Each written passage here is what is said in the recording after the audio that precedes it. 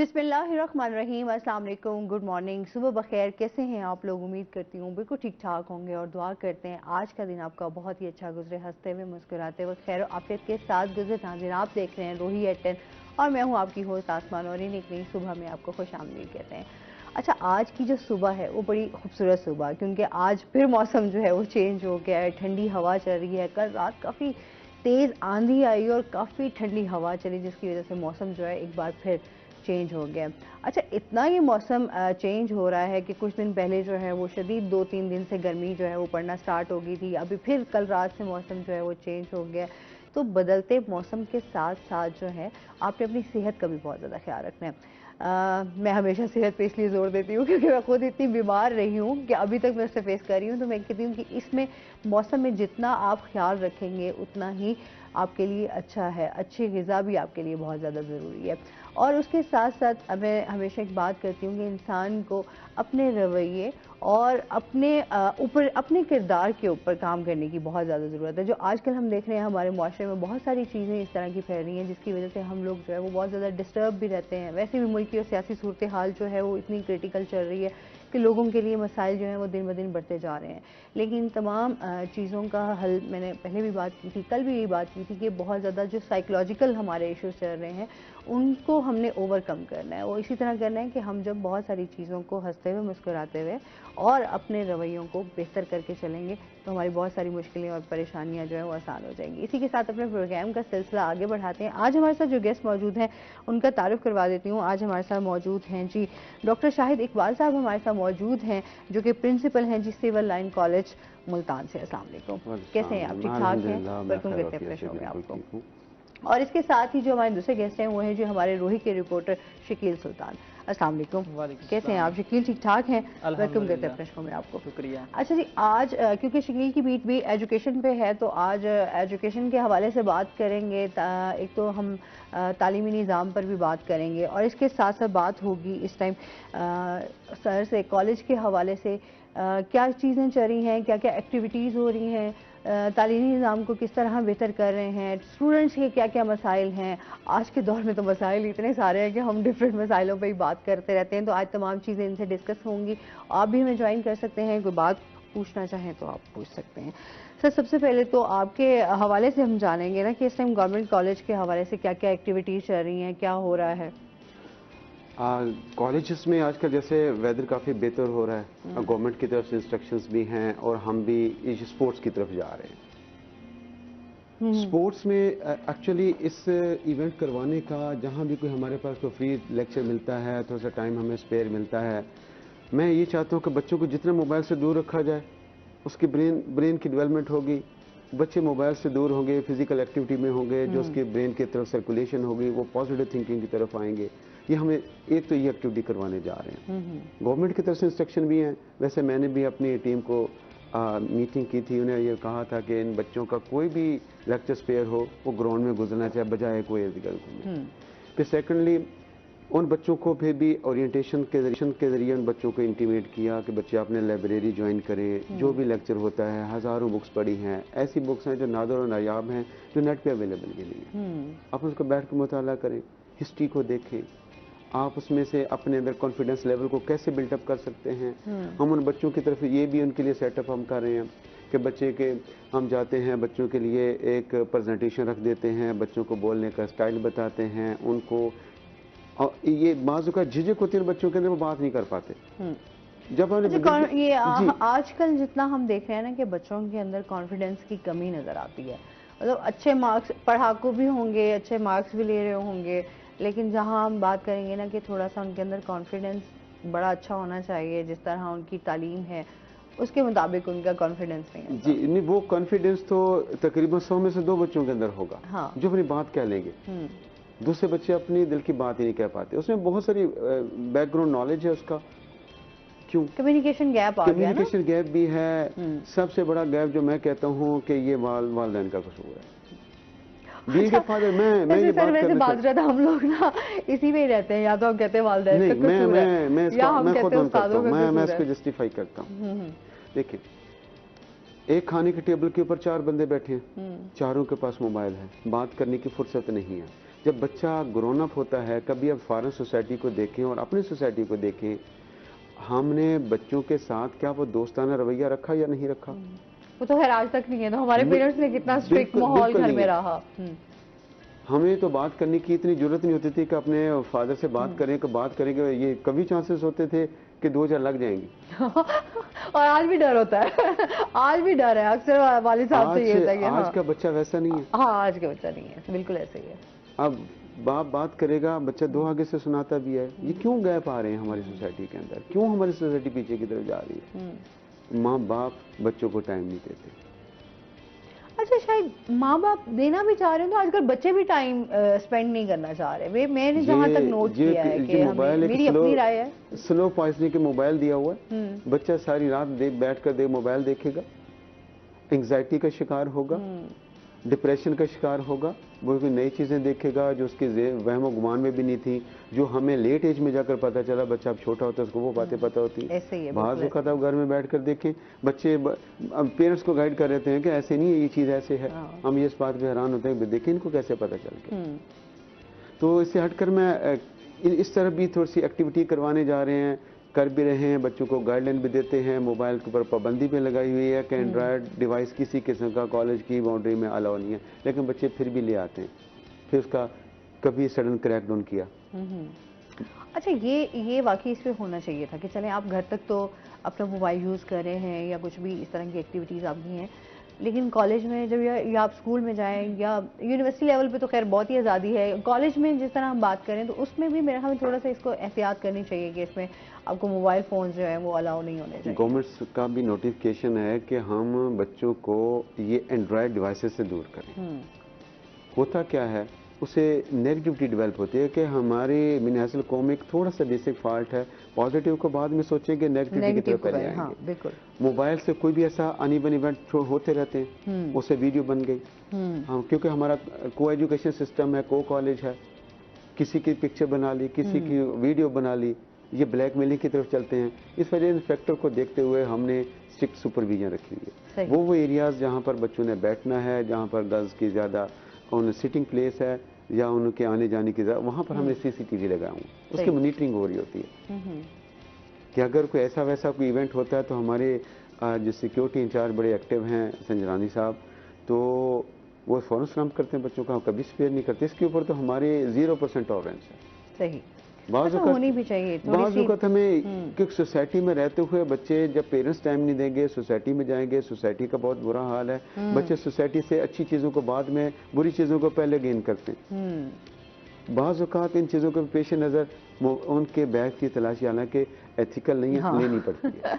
अच्छा, एक कॉलर है हमारे साथ। अस्सलाम वालेकुम। कैसी हैं आप? मैं ठीक ठाक अल्हम्दुलिल्लाह। मिसेस आसिफ है हमारे साथ, क्या कहना चाहेंगी? जी, ये जो सर बैठे हैं उन्होंने भी बात की है कि बच्चों को माँ बाप टाइम नहीं देते, तो इस बात से मैं एग्री नहीं हूँ इनकी, क्योंकि हम लोग अपने बच्चों को बहुत टाइम देते हैं। मोबाइल मेरे बच्चों को अलाउड नहीं है कि वो कॉल भी सुने, किसी की कॉल आए तो। सही। और दूसरा ये है कि ये पढ़ाई की तरफ जो बच्चे नहीं जा रहे, तो इसका सबसे मेन इशू है जो गली मोहल्लों में जो स्कूल ओपन है प्राइवेट, उनमें मैट्रिक क्लियर नहीं किया हुआ टीचर्स ने, और टीचर्स रखी हुई है उन्होंने, तो उनको खुद ही नहीं डिसिप्लिन वगैरह पता, तो वो बच्चों को क्या देंगे। ठीक हो गया जी, बहुत शुक्रिया कॉल करने का। अच्छा, ये वाकई प्राइवेट कॉलेजेस का या प्राइवेट स्कूल्स के हवाले से, क्योंकि हमारे यहाँ अब एक ट्रेंड भी तो चल गया है ना कि गवर्नमेंट स्कूलों में बच्चा आपका उस तरीके से ग्रो नहीं कर सकेगा, आपको उस तरीके से एजुकेशन नहीं मिलेगी, तो ऑटोमेटिकली होता है नहीं कि बच्चा हमारा जो है वो एक अच्छे प्राइवेट स्कूल में पढ़े जहाँ अच्छी खासी आप भारी फीस अदा भी करते हैं। अब ये होता है कि यार बच्चा आपका जो है वो बहुत अच्छा पढ़ लिख जाएगा और उसकी नॉलेज में भी इजाफा होगा, स्किल्स भी होंगी। तो हमारे यहाँ गवर्नमेंट स्कूलों की पहले एक बहुत ज़्यादा वैल्यू हुआ करती थी, अब वो चीज़ नहीं है। वैसे इसके बारे में आपकी क्या राय है? देखिए, अब हमारे पास बच्चा दो कैटेगरी से बच्चे आते हैं। एक वो बच्चा जिसको कहीं एडमिशन नहीं मिला, वो लेट हो गया या कोई उसके ऐसे फैक्टर्स थे वो, या दूसरा बच्चा वो हमारे पास आता है जो बच्चा बहुत लो लेवल पे, जो अच्छी फी पे नहीं कर पाता। उस बच्चे के बहुत से मसाइल हैं। देखिए, हम ये नहीं, टोटल वालिदैन टीचर का एक म्यूचुअल कोऑर्डिनेशन के बिना ये सिस्टम चल ही नहीं सकता। आप कभी मेरे पास बच्चा आता है, कभी मैंने उसको रियलाइज करने की कोशिश नहीं की ये बच्चे के मसाइल क्या हैं।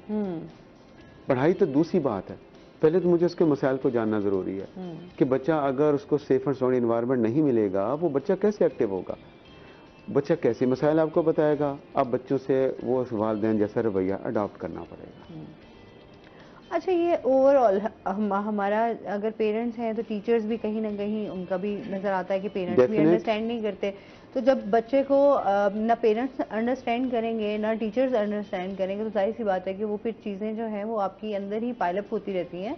आप उसको, बच्चे को उसकी जहनी तरबियत जो है ना, जहनी नशो वो नहीं हो पाती, जिसकी वजह से बहुत सारे मसाइल हमारे आजकल आज के दौर में देखे जा रहे हैं। मैं सॉरी टू से मैं अपने तालीमी सेक्टर की बात भी करना चाहता हूँ। मैं अक्सर ये बात करता भी हूँ कि देखें, जो बच्चा मेरे पास आता है या बच्ची मेरे पास आती है, क्या मैं कभी उसकी ये समझ कर तरबियत करता हूँ मेरा अपना?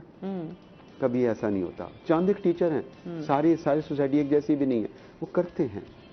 अगर आप उसको अपने बच्चे के लिए आप जो सोचते हैं, क्या उन बच्चों के फ्यूचर के लिए कभी सोचा? बहुत कम लोग हैं। अच्छा, इस पर भी बड़ा काम करने की जरूरत है, इसमें मजीद भी आपसे बात करते हैं। साथ ही शकील से जानेंगे, शकील, तालीमी बोर्ड एक्ट में जो है वो मामला है इस टाइम, उस हवाले से बताइए क्या है ये? बिल्कुल, इस वक्त पंजाब में 9 तालीमी बोर्ड वर्क कर रहे हैं और कुछ ही दिन पहले एक इशू स्टार्ट हुआ लाहौर में, जहां से ये मामला शुरू हो रहा है। चलो पहले ये बता लेता हूँ कि इस टाइम मुल्तान बोर्ड में कुछ दिन पहले क्या एक हॉट एक्टिविटी चल रही हुई था कि जितने भी एम्प्लॉयज़ हैं मुल्तान बोर्ड के, वो तकरीबन मुसलसल 4 रोज़ से एहतजाज पर थे। इवन के कल उन्होंने कलम छोड़ हड़ताल कर दी थी और ये कह दिया था कि अगर हमारे मुतालबात पूरे ना किए गए तो हम कल के रोज़, आज यानी कि फर्स्ट ईयर का रिज़ल्ट था, तो हम उस पर भी जो है वो कलम छोड़ हड़ताल करेंगे, जिससे बोर्ड के मामला जो है वो मुतासिर हो सकते थे।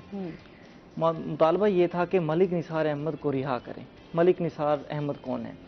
जितने भी बोर्ड्स हैं उनकी एक एसोसिएशन है, पंजाब एम्प्लॉयज़ वेलफेयर एसोसिएशन तालीमी बोर्ड, उसके वो पंजाब लेवल के वो चेयरमैन है एसोसिएशन के, और मुल्तान से वो एसोसिएशन के वो सदर हैं।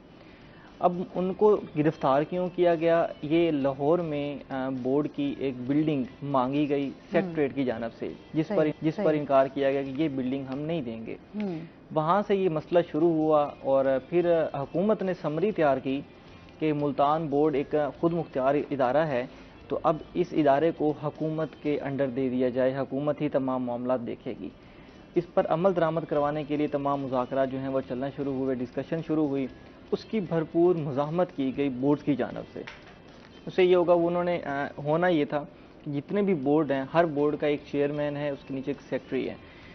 अगर ये समरी वो कामयाब करवा लेते हैं, उसे अप्रूव करवा लेते हैं, तमाम लोगों से लागू हो जाती है, तो जितने भी बोर्ड्स हैं उन सब के चेयरमैन जो हैं वो ख़त्म कर दिए जाएंगे और एक ही चेयरमैन होगा जो कि लाहौर में बैठेगा और वहाँ से तमाम मामला देखेगा, और ये हुकूमत की तरफ से तमाम माली मामला, जितनी भी एक्टिविटीज़ हैं वो वहीं से देखी जाएंगी और हर बोर्ड में सेक्रेटरी तमाम मामला देखेगा। एम्प्लॉयज़ ने इस समरी को रिजेक्ट किया और ये कहा कि हम बोर्ड की खुद मुख्तियारी को ख़त्म नहीं होने देंगे। अब एम्प्लॉयज़ के जो नारे थे उसमें यह था कि अगर आप बोर्ड की खुद मुख्तियारी ख़त्म करते हैं तो अगर हम जनूबी पंजाब की बात करें तो जनूबी पंजाब मज़ीद महरूमियों में चला जाएगा। महरूमियों में क्या चीज़ है जी? कहते हैं जी वो मामला जो एक शहर में एक बोर्ड में वहीं के स्टूडेंट्स यहाँ के हल करवा रहे हैं, तो आप क्यों उन्हें लाहौर भेज रहे हैं? तो इन तमाम मामलों के हवाले से तो इस चीज़ का एहतजाज चल रहा था। ये 5 सितंबर की शाम 7 बजे मलिक निसार अहमद को पुलिस ने अरेस्ट किया एक FIR के तहत, और जो कि एम्प्लॉयज़ का कहना है कि ये FIR झूठी है। ये अब उनकी राय है। आज कल शाम बहावलपुर से मलिक निसार अहमद को रिहा भी कर दिया गया है, क्योंकि आज फर्स्ट ईयर का रिजल्ट था। अगर आज भी वो एहतजाज करते तो मामला ज़्यादा बिगड़ सकते थे। अब यहाँ पे आस्पेक्ट्स देखना ज़रूरी है कि अगर बोर्ड की खुद मुख्तियारी ख़त्म की जाती है या बोर्ड एक्ट में तरमीम की जाती है तो इससे नुकसान क्या हो सकता है और इससे फ़ायदा क्या हो सकता है। ये लोग कहते हैं कि हर बोर्ड अपना पेपर बनाता है, अपने एग्ज़ाम सेट करता है, अपनी पॉलिसी के तहत तमाम एक्टिविटीज़ करवाता है। ये इनकी राय है, हमें ऐसे ही चलने दें। हुकूमत चाहती है कि जितने भी आपके बोर्ड हैं वो आप हुकूमत के अंडर दें। हम जिस तरह सिंगल सिलेबस जारी किया गया था पूरे मुल्क के लिए, इसी तरह हम जो है आपका जो बोर्ड है वो भी हम सिंगल वे में देखेंगे, हम खुद उसकी तमाम तरह पॉलिसीज़ देंगे। अब यहाँ पे सवाल ये होता है कि अगर वो सिंगल दे रहे हैं तो क्या कामयाब हो सकेगा? क्योंकि अक्सर सुनने में आता है फलां बोर्ड का पर्चा जो है वो लीक हो गया, अक्सर सुनने में आता है। एंटी टेस्ट के भी इवन के आते हैं जी, सवाल जो पहले पता लग जाते हैं, पेपर लीक हो जाते हैं। वो कहते हैं जब एक बोर्ड के 30 किलोमीटर के रेडियस में जो है वो पेपर जो हैं वो लीक हो जाते हैं, तो जब इतने 400 किलोमीटर के फासले पर आपका जो जहाँ आपने पेपर पहुँचाना होगा, तो भी पेपर लीक होने का एक जो है खतरे, सीक्रेसी जो है वो उसमें मसाइल आएंगे। फिर एट अ टाइम एक ही दिन में एक ही पर्चा तमाम शहरों में तमाम बोर्ड्स में लिया जाएगा, तो वो एक ही पर्चा होगा, तो सब स्टूडेंट्स को मापने का जो पैमाना है वो एक होगा। अब फर्ज करें आज केमिस्ट्री का पेपर है या इंग्लिश का पेपर है, मुल्तान बोर्ड का अपना क्वेश्चन पेपर होता है, बहावलपुर का अपना होता है, रहीम यार खान का अपना होता है, रावलपिंडी का अपना होता है। तो स्टूडेंट्स ये गिला भी करते नजर आते हैं कि हमारा पेपर मुश्किल आया है। सरगोदा वाले कह रहे होते हैं आज मुल्तान का पेपर आसान था, जिनका फर्स्ट टाइम पेपर होता है वो कहते हैं हमारा आज मुश्किल था, सेकंड टाइम वालों का आसान था। यानी कि हर स्टूडेंट को मापने के लिए सवाल भी मुख्तलिफ हैं, उनके क्वेश्चन पेपर पैटर्न जो है वो मुख्तलिफ रख दिया जाता है। तो इससे ये होगा कि सारों का पूरे पंजाब में जब एक ही पेपर सर्कुलेट करेगा तो सारे स्टूडेंट्स को एक ही पैमाने पर मापा जा सकेगा। ये एक अच्छा पॉइंट भी है ताकि सारों को एक ही लेवल पर आप माप सकें। ये जो एलीट है या फर्स्ट टाइम मॉर्निंग, ये सारी चीज़ें जो हैं वो एंड होंगी, सारों को एक ही पेपर मिलेगा। तो इसके लिए क्या इंफ्रास्ट्रक्चर है हुकूमत के पास, इतनी सहूलियात हैं? क्योंकि अभी तो छोटे छोटे इदारों में छोटे छोटे जो मसाइल हैं उनको ये मुकम्मल नहीं कर पा रहे, तो इतने बड़े लेवल पे इस चीज़ को ये कैसे देख सकेंगे? हाँ। अब यहाँ पे ये लोग मुज़ाहमत कर रहे हैं कि हम ऐसा नहीं होने देंगे बोर्ड वाले, ठीक है, लेकिन यहाँ पे कई लोग इसके हक में हैं और कई लोग कहते हैं नहीं अब चेंज लाओ। इतने अरसे से 1976 में ये जो एक्ट पास हुआ था असेंबली से कि हर बोर्ड जो है वो अपने मामला देखेगा, अब अगर उसको ख़त्म कर रहे हैं तो अब थोड़ा सा चेंज लाओ, शायद तालीमी निज़ाम बेहतर हो सके। अब चेंज बड़ा ज़रूरी है। जो थोड़ा लोग लॉन्ग टर्म विजन रखते हैं उनका यही मानना है, एजुकेशनिस्ट से हमारी बात हुई है, वो कहते हैं कि अब बोर्ड अगर हुकूमत के अंडर जा रहा है तो हमें जाने दिया जाए। उसकी मिसाल इस तरह ली जा सकती है कि जब ये एक तारीख में ये वाक़या देखने को मिलता है, जब यूनान में पहली दरसगाह बनाई गई थी तो उस वक्त ये पॉलिसी बनाई गई थी कि ये जो एजुकेशन है ये एक सेंसिटिव काम है, ये बड़ा हसास काम है, इसको आप स्टेट के अंडर करें ताकि स्टेट इसको सख्त पॉलिसीज़ में, सख्त अथॉरिटीज़ में इस मामले को देख सके और एक अच्छी नस्ल, एक कौम की जो तरबियत है, तालीम है, वो अच्छे से हो सके।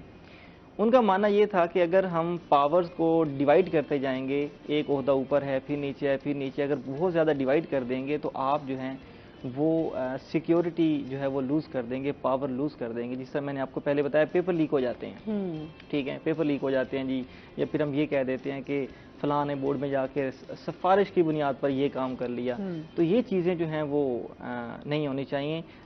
इस पर तमाम बोर्ड्स का कंट्रोल एक ही स्टेट के पास होना चाहिए, स्टेट सारे मामला देखे। सही सर, वैसे आपकी क्या राय है इस बारे में? इसमें तरमीम होनी चाहिए, नहीं कोई पॉलिसी बननी चाहिए? पेपर्स के शकील साहब ठीक कह रहे हैं। अगर देखें क्राइटेरिया किसी के जजमेंट का एक ही होना चाहिए, लेकिन अगर हम बच्चों को थोड़ा सा डॉजी क्वेश्चन दे देते हैं बच्चे जीरो हो जाते हैं। बिल्कुल भाई ऐसी क्या बात है भाई, आप सारा थारोली सिलेबस आपका मालूम है, अब आप को थोड़ा सा स्टेटमेंट चेंज कर दी बच्चा नहीं कर पाता। मैं ऑफिशियली एक ट्यूटर था न्यूयॉर्क यूनिवर्सिटी के एक स्टूडेंट का, वो स्टूडेंट जापान की थी, उस स्टूडेंट की वो इकोनॉमिक्स की स्टूडेंट थी, उसने बेसिक बायोलॉजी पढ़नी थी। मैं तो ये उसकी असाइनमेंट पढ़ के इतना सरप्राइज था कि ये हमारे मास्टर लेवल में नहीं ये बातें पढ़ाई जाती। वो जैसे उनका टेस्ट होता, टेस्ट में से उसमें से एक लफ्ज भी ना होता, जस्ट उसका कॉन्सेप्ट। हमारे बच्चों में ये कमी है, कॉन्सेप्ट की बिल्कुल हमारे बोर्ड में कंसेप्ट पेपर होते नहीं। ये बुक की लाइन स्टेटमेंट है, बच्चों को ये पता होगा फलां पेज पर फलां पैरा में ये लाइन में ये लफ्ज लिखा हुआ, इसका मतलब उसकी क्रैमिंग है, उसके अंदर जो क्रिएटिविटी है वो डेवलप नहीं हो रही। उसको इसके लिए चेंज आना चाहिए। हमारा तो अगर निज़ाम तलीमी निज़ाम को देखा जाए वो तो 60 साल पुराना है। जो हमें अपने सब्जेक्ट की बात करूंगा, वो बुक एक दफ़ा बनी थी 2003 में, अभी तक वैसे चल रही है। वो बातें लिखी हैं रिसेंटली। अब रिसेंटली की बात क्या, जो 1975 में डिस्कवरीज हुई थी वो हमारी बुक अभी उसको रिसेंट लिख रही है। इसका मतलब ना वो सिलेबस वैसा, ना उसको जांचने का। हम तो जस्ट एक रॉ प्रोडक्ट मार्केट में भेज रहे हैं, फिर हम कहते हैं कि हमारे बच्चे ये कुछ कर ही Creative नहीं नहीं रहे, कुछ सेंसेस क्यों प्रोड्यूस नहीं हो रहे? हाँ। भाई आप उसकी तरबियत ही ऐसे नहीं कर रहे, बच्चों को सोचने का मौका ही नहीं दे रहे। अच्छा, यहाँ ये सबसे हमारा ये भी तो मसला है ना कि अच्छा सवाल पूछ लिया है तो वो क्यों पूछा है, ये भी मसले है ना यहाँ पे। अगर उनके पास जवाब नहीं है तो जाहिर सी बात है कि वो चीज़ अगर कॉन्सेप्ट क्लियर ही नहीं होगा। इसमें एक क्रिटिसिज्म किया जाए पॉजिटिव वे में, सिर्फ ये नहीं मुझे कोई क्रिटिसिज्म किया जाए जो अच्छी बात है, डेफिनेट जिसकी अच्छी बात है उसको ओन करना चाहिए। हाँ। क्योंकि नेशन तो एक की, तो नेशन तो पूरी कौम तो सभी के, बच्चे तो सभी एक के। आप उसको बैठकर उसको प्लान डेफिनेट करना चाहिए, इस पेपर का स्टाइल बदलना चाहिए, बच्चों को क्रिएटिविटी की तरफ लेकर आना चाहिए, उसके मुताबिक सिलेबस बदलना चाहिए, बच्चों को बजाय थ्योरेटिकल चीज़ों की तरफ उसको एक्सपेरिमेंटल वे में लेकर आना चाहिए, बच्चों को बताएं बच्चा क्या सोचता है। अच्छा, आप बाहर के ममालिक भी रहे हैं, तो अभी अब पाकिस्तान में भी सब तमाम चीज़ें देख रहे हैं, तो आप क्या फ़र्क देखते हैं और क्या समझते हैं कि वहाँ की पॉलिसी यहाँ पर अगर लेकर आए तो कुछ चेंजिंग आ सकती है? अच्छा, इस पे आपका जवाब लेंगे नाज़रीन, अभी हमने जाना है ब्रेक पे, हमारे साथ रहिएगा।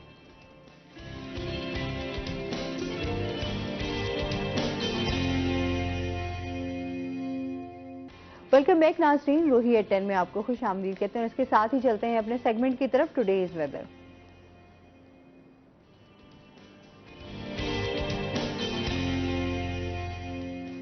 हसन मलिक हमारे साथ मौजूद हैं। हसन से जानते हैं आज दिन भर मौसम कैसा रहेगा, क्या सूरत हाल है? जी आसमा, मुल्तान शहर के अगर आज के मौसम की बात करें तो शहर ओलिया का मौसम आज काफ़ी ज़्यादा ठंडा और खुशगवार दिखाई दे रहा है। रात गए जहां एक जानिब गर्द आलूद हवाएं चलने का सिलसिला जारी था, तो दूसरी जानिब मौसम ने एकदम करवट ली है और रात को तो मौसम इस तरह से फील हो रहा था जिस तरह से सर्दियों वाला मौसम हो। और आज भी अलल सुबह नमाज के टाइम पर मौसम इस तरह से ठंडा और खुशगवार था कि बिल्कुल इसी तरह से महसूस हो रहा था जैसे मुल्तान शहर में सर्दियों की आमद है और सर्दियों की आमद का जो सिलसिला होता है सेम उसी तरह से वेदर की सिचुएशन थी। आज अगर शहर के ज्यादा से ज्यादा दर्जा हरारत की बात करें तो आज मुल्तान शहर का ज्यादा से ज्यादा दर्जा हरारत 32 डिग्री सेंटीग्रेड तक जाने का इम्कान जाहिर किया जा रहा है। कम से कम दर्जा हरारत आज शहर का 21 डिग्री सेंटीग्रेड पर रिकॉर्ड किया गया है। हवा में नमी का तनासुब भी कदरे बेहतर है, हवा चलने की वजह से, ठंडी हवाएं चलने की वजह से, जो कि आज 72% तक रिकॉर्ड किया गया है। एयर क्वालिटी इंडेक्स को देखें तो आसमा गुज़िश्ता कई दिनों की तरह मुल्तान शहर का एयर क्वालिटी इंडेक्स आज भी कदरे आलूदा है, जो कि 161 पॉइंट्स पर रिकॉर्ड किया गया है। पाकिस्तान के फिजाई आलूदा तरीन शहरों की लिस्ट में मुल्तान की स्टैंडिंग को देखें तो आज मुल्तान तीसरे नंबर पर स्टैंड कर रहा है। महकमा मौसमियात की जानिब से ये पेशगोई जाहिर की जा रही है कि ठंडी हवाएं और गर्द आलूद हवाएं चलने का सिलसिला जो रात के औकात में जारी हुआ था वो आज पूरा दिन भी जारी रहेगा, जो कि आइंदा 24 घंटों के दौरान भी जारी रहेगा। अगर रात को ठंडी हवाओं की अगर रफ्तार की बात करें तो तकरीबन 34 से 38 किलोमीटर फी घंटा की रफ्तार से हवाएं चलने का सिलसिला जारी था। अगर अब बात करें तो अब भी मुल्तान शहर में तेज हवा चलने का सिलसिला जारी है, जो कि रात की निस्बत तो कदरे कम रफ्तार है, लेकिन अब भी तकरीबन 18 से 22 किलोमीटर फी घंटा की रफ्तार से हवा चल रही है, जिससे मौसम काफी ज्यादा खुशगवार हो गया और दर्जा हरारत में भी नुमाया और वाज़े कमी देखने को आई है। महकमा मौसमियात की जानिब से ये भी कहा जा रहा है कि आइंदा आने वाले दिनों में बारिशों का कोई सिलसिला मुल्तान शहर में दाखिल नहीं होगा, लेकिन ठंडी हवाएं चलने की वजह से मौसम जो है इसमें नुमाया करवट देखने को आएगी, तब्दीली देखने को आएगी और गुज़िश्ता कई दिनों से जो गर्मी की लहर बरकरार थी उसमें नुमाया कमी देखने को आएगी और मौसम तब्दीली की जानिब गामजन होगा। जी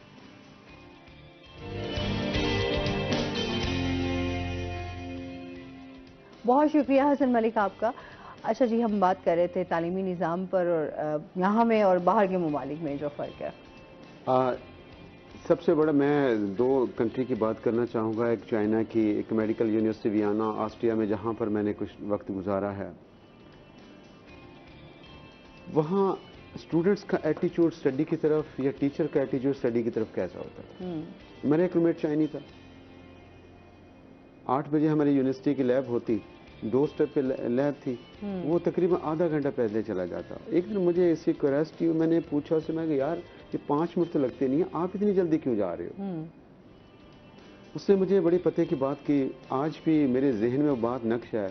उससे शायद बात ये नहीं है, हमारी कौम का एक बहुत बड़ा फैक्टर है, हम टीचर के आने से पहले क्लास में होते हैं।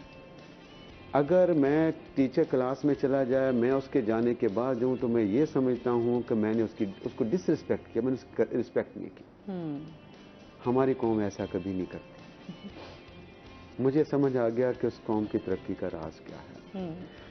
फिर काम है तो काम है, कोई शॉर्टकट नहीं है, कोई उसमें बाईपास चैनल उनके पास नहीं है।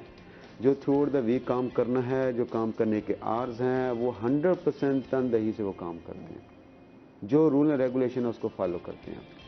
मेडिकल यूनिवर्सिटी वियना में था, प्रोफेसर लैब को विजिट करने आया, उसके पास 22 PhD स्टूडेंट थे उसके अंदर काम कर, डिफरेंट डिसिप्लिन से मुख्तलिफ कंट्री से आए हुए थे। वो मेरे पास आया, लैब में कोई नहीं खड़ा हुआ, तो मैं उसकी रिस्पेक्ट में खड़ा हो गया। कहता व्हाई यू स्टैंडिंग? मैं sir you have a seat. कहते nothing, no need of it. मुझे ये बताएं आपकी इस वीक की प्रोग्रेस क्या, मुझे इसके खड़े से कोई फर्क नहीं पड़ता। मैंने कहा भाई अगर ये मेरा प्यारा वतन पाकिस्तान होता तो मैं डिग्री ना ले सकता? ये आपने बात वैसे सही की है। मैंने कहा मैं खुद टीचर हूँ, मैं इस चीज़ के सोसाइटी का हिस्सा हूँ, जो मैंने देखा, जो मैंने समझा, तो मैं उसी को अडॉप्ट किया था। मेरे लिए तो ये एक नई बात थी। कहते मुझे इसकी कोई ज़रूरत नहीं। अच्छा, ये वाकई वहाँ के लोग फोकस्ड है, हमारे यहाँ तो खैर इन चीज़ों को कभी हमें ट्रैक का पता ही नहीं चल रहा है एक्चुअली हमने करना क्या है। आज तक हम कंफ्यूजन का शिकार हैं, चाहे हमारे डिसीजंस हों, चाहे हमने अपना काम प्रोफेशन के हवाले से है, चाहे हम स्टडीज़ के हवाले से हैं, चाहे हम अपनी ज़िंदगी के मामलात ही क्यों ना हो, तो हम हर जगह कहीं ना कहीं कंफ्यूज नज़र आते हैं।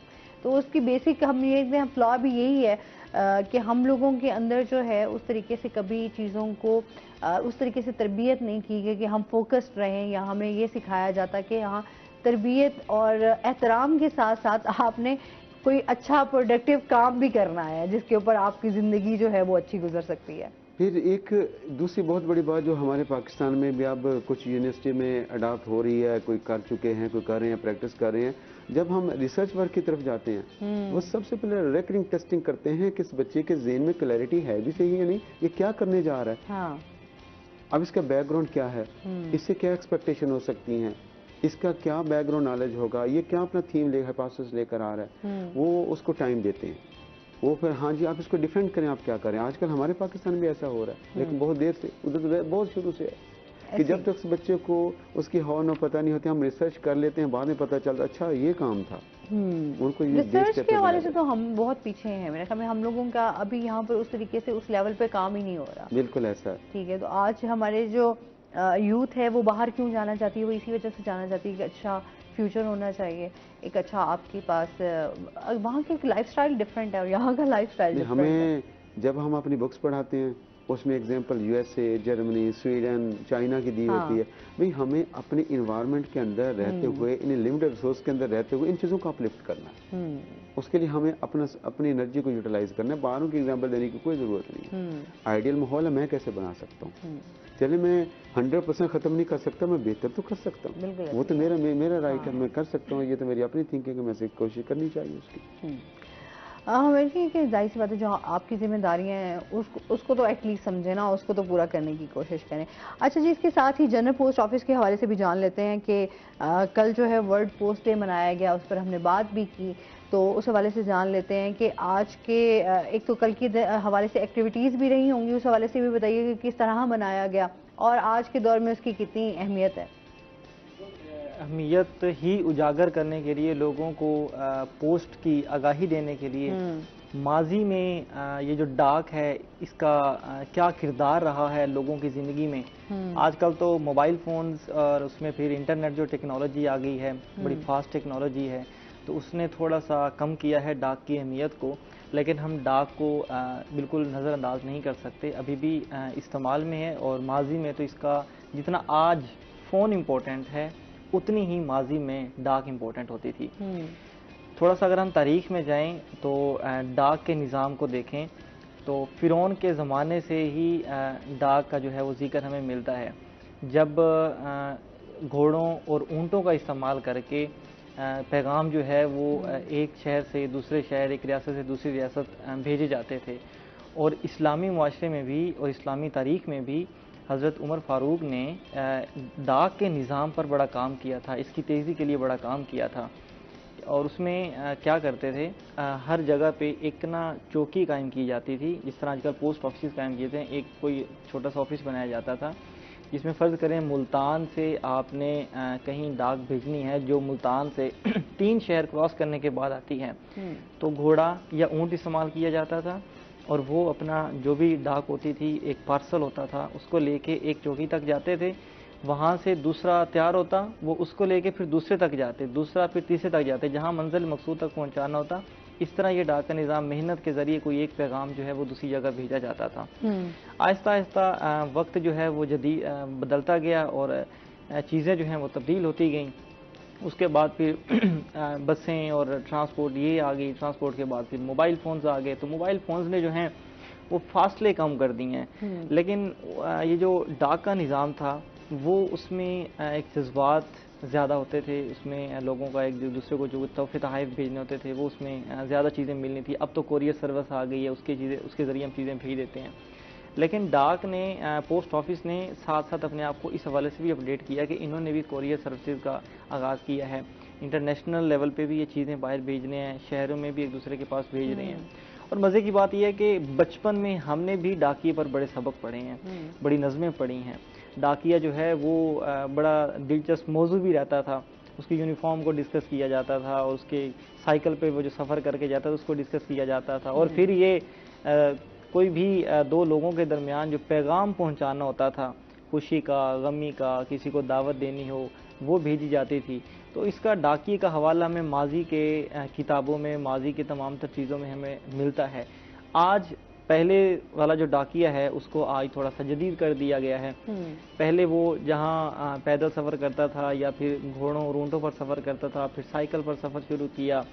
अब हुकूमत ने एक बड़ा अच्छा कदम किया है, हम पहले भी इसको डिस्कस कर चुके हैं कि मोटर बाइक्स देना शुरू कर दिए हैं। बड़े लेट मिले हैं लेकिन दिए हैं ताकि लोगों की अमानतें जो हैं वो उन तक तेज़ी से पहुंचाई जा सकें और बर वक्त पहुंचाई जा सकें। अब तो क्योंकि पेट्रोल बहुत महंगा है तो इलेक्ट्रिक बाइक्स भी दी गई हैं जो बैटरी चार्ज के ज़रिए चलती हैं ताकि डाकी उसको भी यूज़ कर, क्योंकि पोस्ट ऑफिस जो है वो कई मसाइल का शिकार भी है, मुलाजमीन भी कम हैं, कुछ सहूलियात भी कम हैं, लेकिन फिर भी इसको दोबारा अपने पाँव पर खड़ा करने की कोशिश कर रहे हैं। काफ़ी जो हैं वो जदीद सहूलियात देते जा रहे हैं। तो ये ख़त्म नहीं हो सकता, डाक जो है ये निज़ाम चलता ही रहेगा अगर जदीद अपने आप को ये करते रहे तो।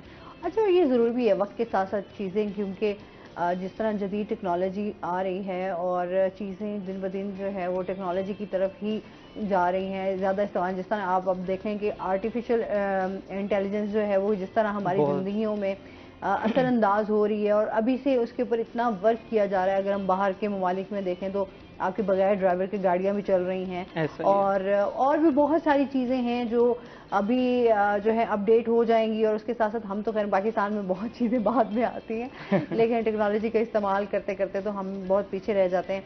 लेकिन फिर भी जाहिर सी बात है वक्त के साथ साथ चीज़ों के साथ चलना भी ज़रूरी है। वहाँ पर वर्ल्ड पोस्ट डे जो है जो हमने कल सेलिब्रेट किया उसकी वाकई अपनी एक अहमियत भी है और ये बड़ा ज़रूरी भी है, इसके अपना एक चार्म था। अच्छा, अभी क्योंकि फासले कम हो गए हैं, लोगों को सहूलतें ज़्यादा चाहिए होती हैं तो लोग उसी तरीके से अपने आप को ज़्यादा कंफर्टेबल फील करते हैं। इस पर मज़ीद भी हम बात करेंगे। नाज़रीन, अभी हमने जाना है ब्रेक पे, हमारे साथ रहिएगा।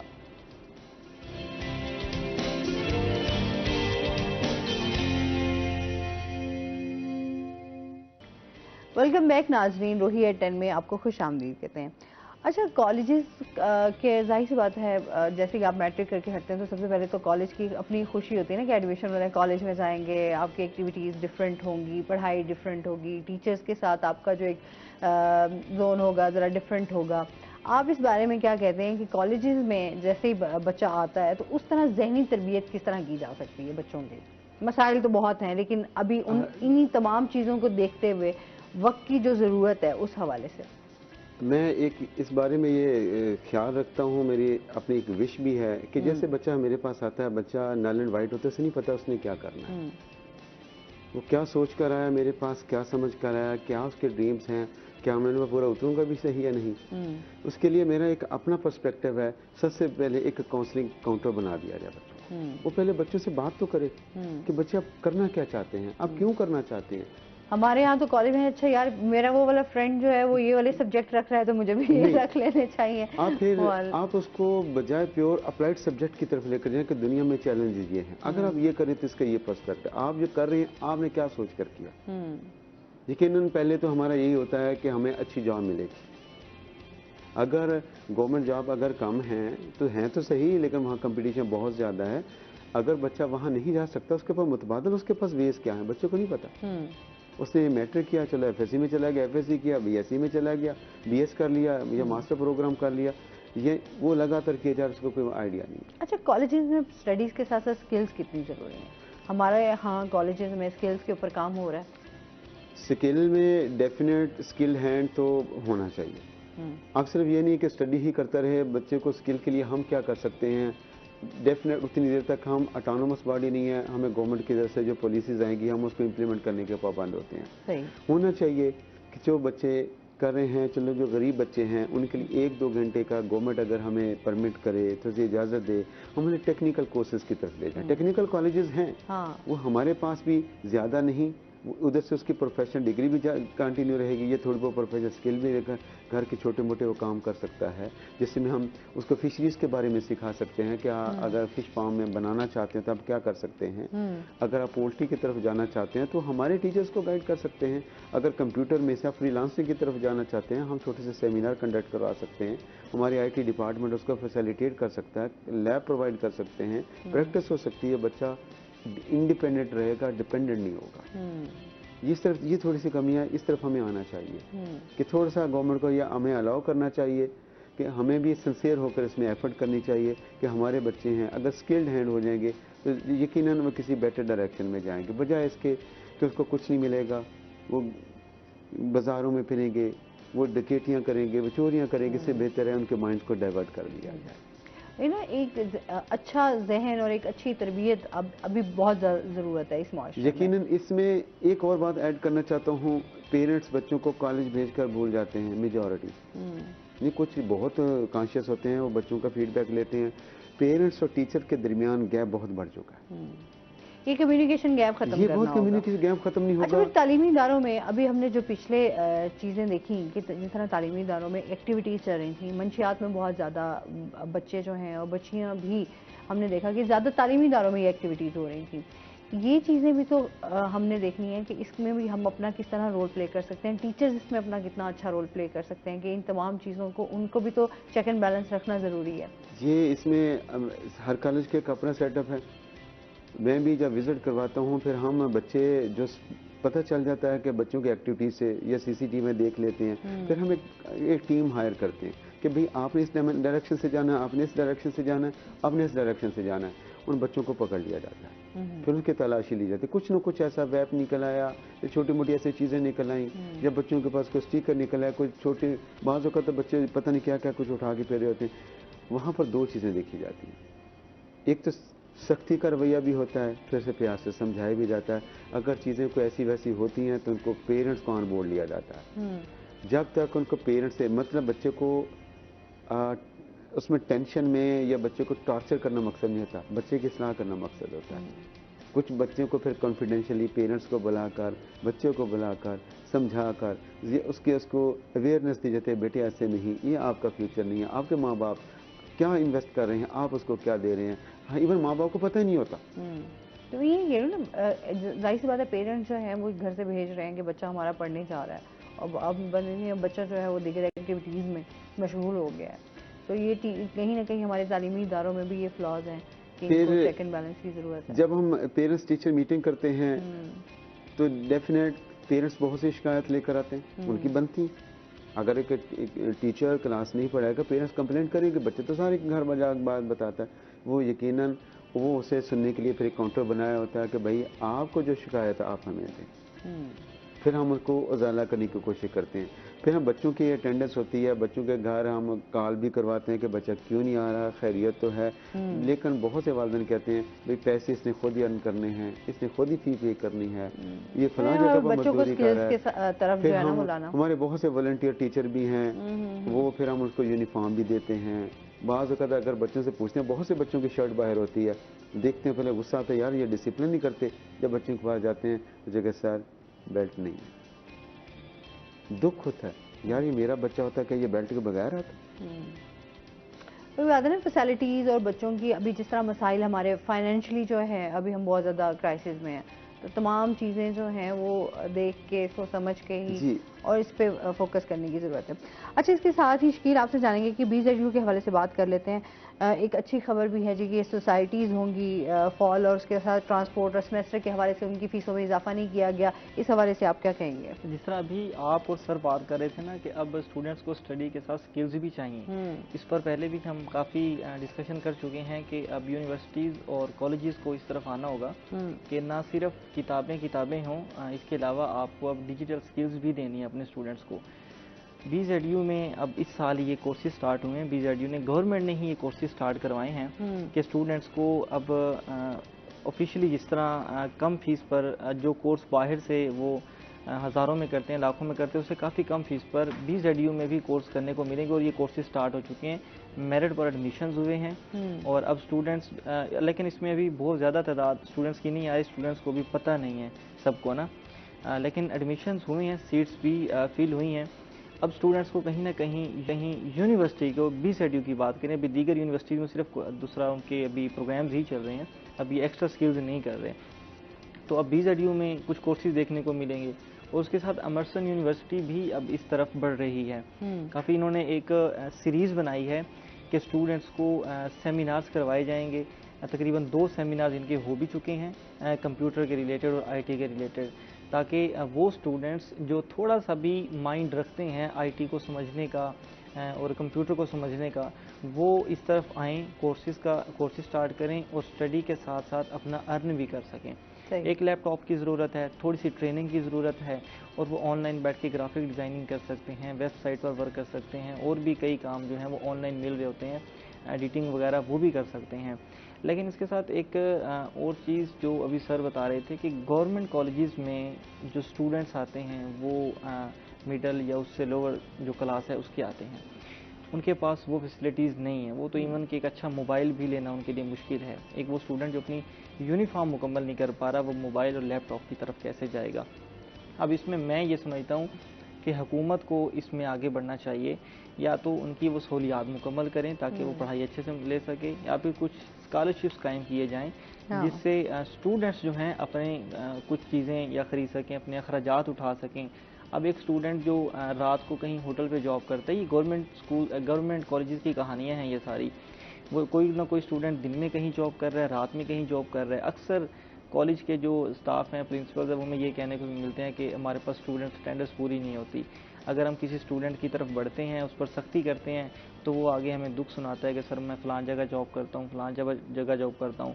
तो स्टूडेंट, मैट्रिक का स्टूडेंट कितना होता है, उसकी कितनी ही उम्र होती है, अभी वो मैच्योर नहीं हुआ होता, उसी उम्र से ही उसको कमाने की पड़ जाती है। तो जैसे ही वो कमाने की तरफ चला जाता है, दिन रात मेहनत करता है, तो फिर वो तालीम की तरफ उस तरह से उसकी तवज्जो नहीं रहती। तो हुकूमत को थोड़ी सी फैसिलिटीज़ भी बढ़ानी चाहिए। तालीम मुफ्त का ये जो एक नारा है, वो वाकई ही तालीम मुफ्त करनी चाहिए स्टूडेंट्स को। ये अगर वो डिजिटल स्किल्स नहीं दे पा रहे, कम से कम कुछ स्कॉलरशिप दे सकते हैं जिससे उनके बाद के माली मसाइल जो हैं वो थोड़े कम हो सकें। बिल्कुल ऐसे ही है। अभी हुकूमत को तो उनके लिए भी बहुत सारे चैलेंजेस हैं कि उन्होंने उनकी प्रायोरिटीज़ में नहीं आ रही अभी तालीम, वो क्या है, किस तरीके से इसको लेके चलना है। सर आपका बहुत शुक्रिया, आप हमारे साथ रहे और एजुकेशन के हवाले से और बच्चों के हवाले से बहुत सारी डिस्कशन हुई। शकील आपका भी बहुत शुक्रिया। और इसके साथ ही नाजरीन, अभी हमने ब्रेक पे जाना है, जब हम ब्रेक से वापस आएंगे तो हमारे साथ और गेस्ट मौजूद होंगे, तो हमारे साथ रहिएगा।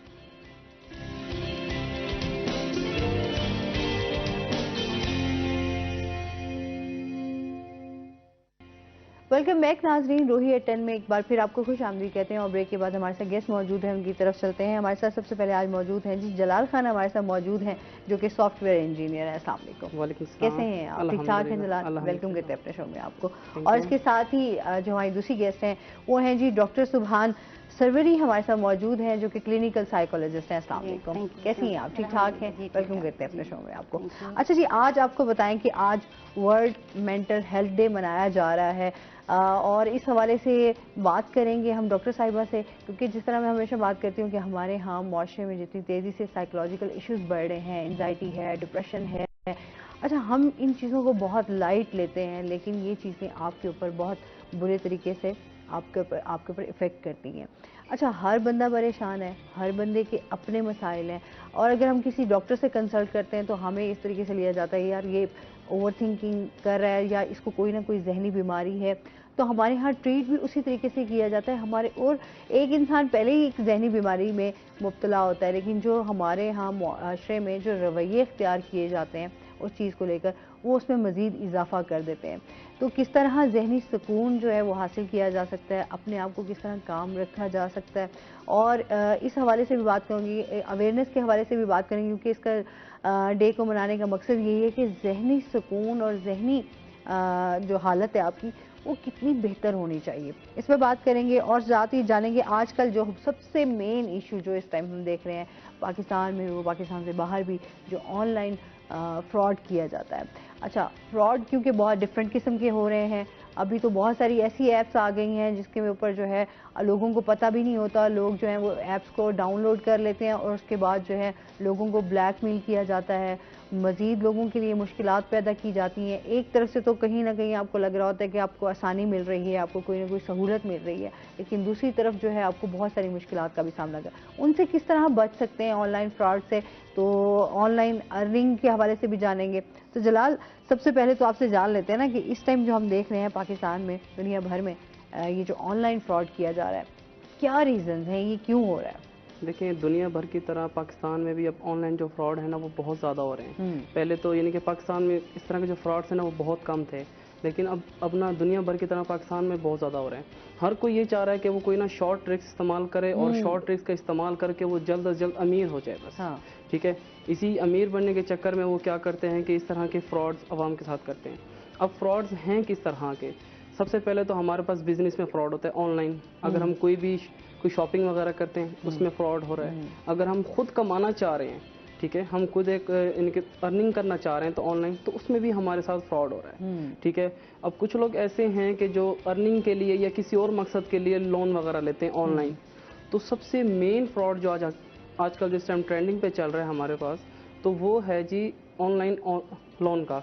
उसमें क्या होता है कि जी वो हमें इनके हम लोन वगैरह लेते हैं, लोन वगैरह के लिए कोई फॉर्म वगैरह हमसे फिल करवाते हैं, जिसके अंदर वो क्या करते हैं कि जी हमसे हर चीज़ की एसेस लेते हैं। सही है। एसेस में हम उनको क्या एसेस देते हैं? हम सबसे पहले उनको गैलरी की एसेस देते हैं, हम उनको कॉन्टैक्ट की एसेस देते हैं, हम उनको कैमरे की एसेस देते हैं मोबाइल की।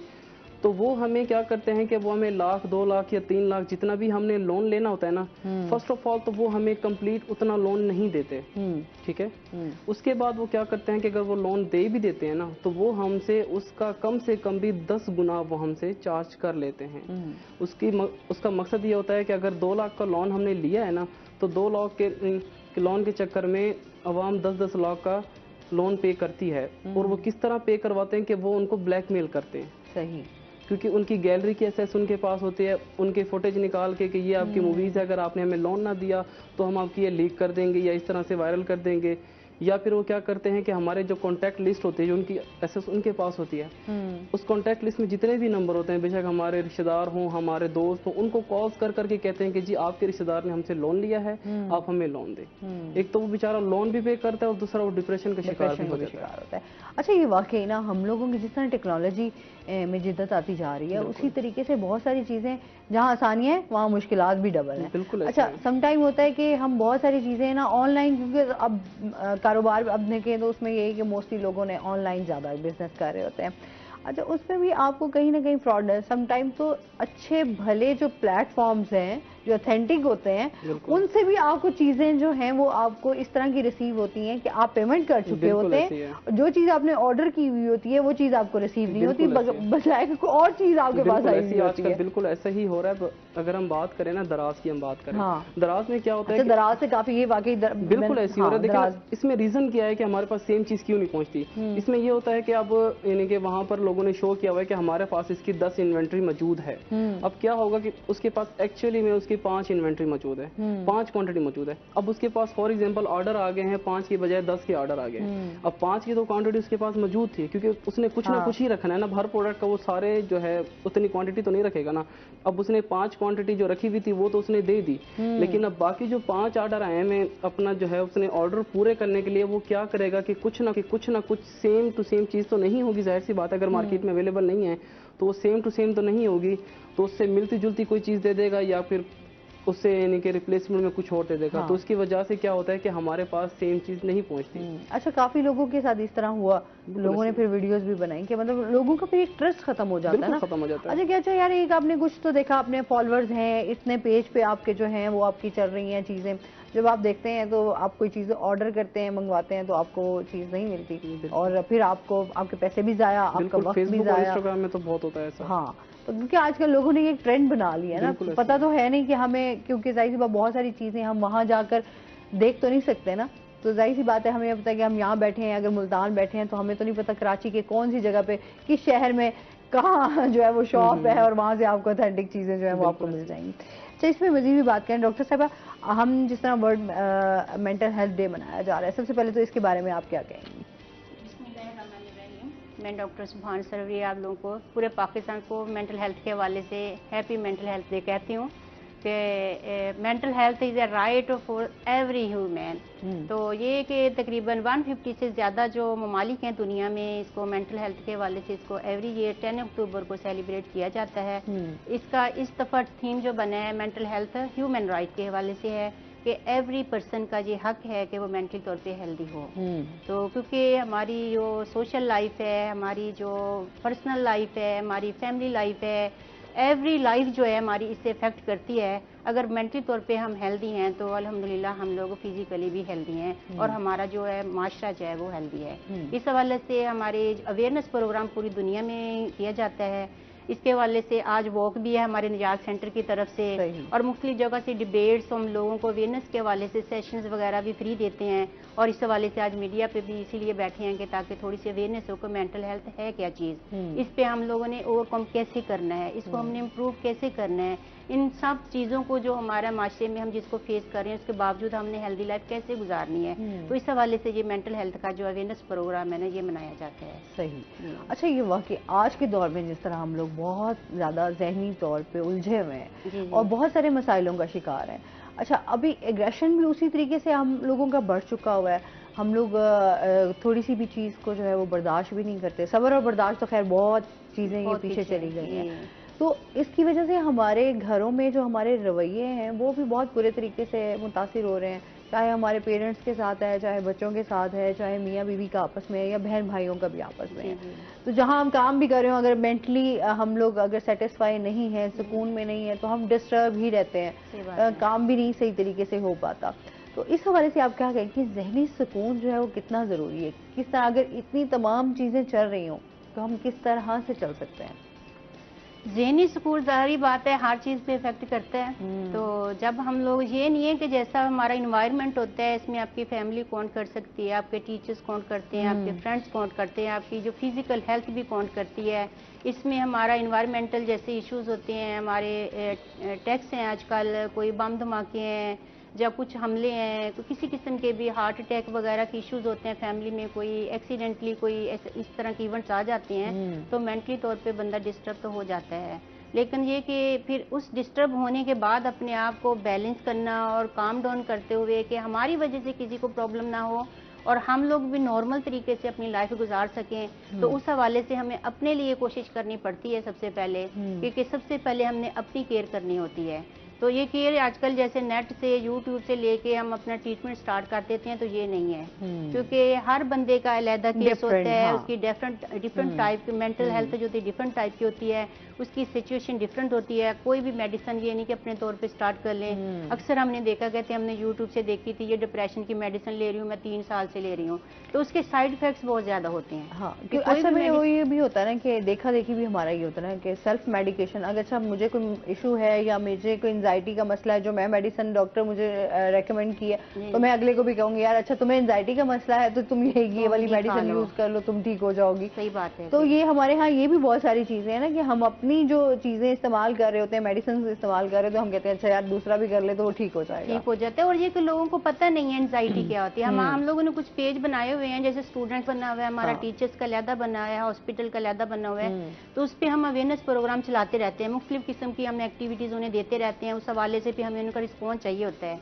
तो कुछ लोग कहते हैं मुझे एंजाइटी है, तो हम कहते हैं फिर हमारे इनबॉक्स में बात करें आप, एंजाइटी है तो कैसे है, और एंजाइटी की एक सिम्टम भी उनमें मौजूद नहीं होती। और वो एंजाइटी का ट्रीटमेंट अपने आप पे कर रहे होते हैं, क्योंकि आजकल नाम ये ज्यादा चल गया ना, डिप्रेशन, एंजाइटी। एंजाइटी किस चीज को कहते हैं, डिप्रेशन क्या होती है, हमारी हर जो चीज है डिफरेंट है। हम खुद से सपोज कर लेते हैं कि मुझे ये प्रॉब्लम है और उस कंडीशन में अपने आप को डाल लेते हैं। पॉसिबल है उसमें 7 में से 3 सिम्टम हमें पाई भी जाती हो, तो लेकिन जरूरी नहीं होता कि जो भी आपके में एंजाइटी है, डिप्रेशन है, एग्रेशन है, सुसाइडल है, कुछ भी इशू है आपको, जाहिर बात है एपिलेप्सी होते हैं, शिजोफ्रेनिक होते हैं, आगे के स्वेर और पोस्ट ट्रॉमिक स्ट्रेस डिसऑर्डर्स होते हैं, बाकी ये बीपी के इश्यूज होते हैं, बहुत सारे इश्यूज हैं, इतनी हैं। तो ये है कि वो सिम्टम हर बंदे में हो सकते हैं कि उसमें उदासी पाई जाती हो, हर बंदे का कभी मूड भी ऑफ हो सकता है, हर बंदे का कभी गुस्सा भी आ सकता है किसी रीजन की वजह से। तो ये कि उनकी टाइमिंग डिपेंड करती है कि उसको ये प्रॉब्लम कितने अरसे से है और कितनी शिद्दत के साथ है। वो कोई एक्सपर्ट बंदा बता सकता है कि आपको कौन सी बीमारी। हम खुद से अपना एनालिसिस नहीं कर सकते और अपना ट्रीटमेंट कभी भी खुद नहीं कर सकते।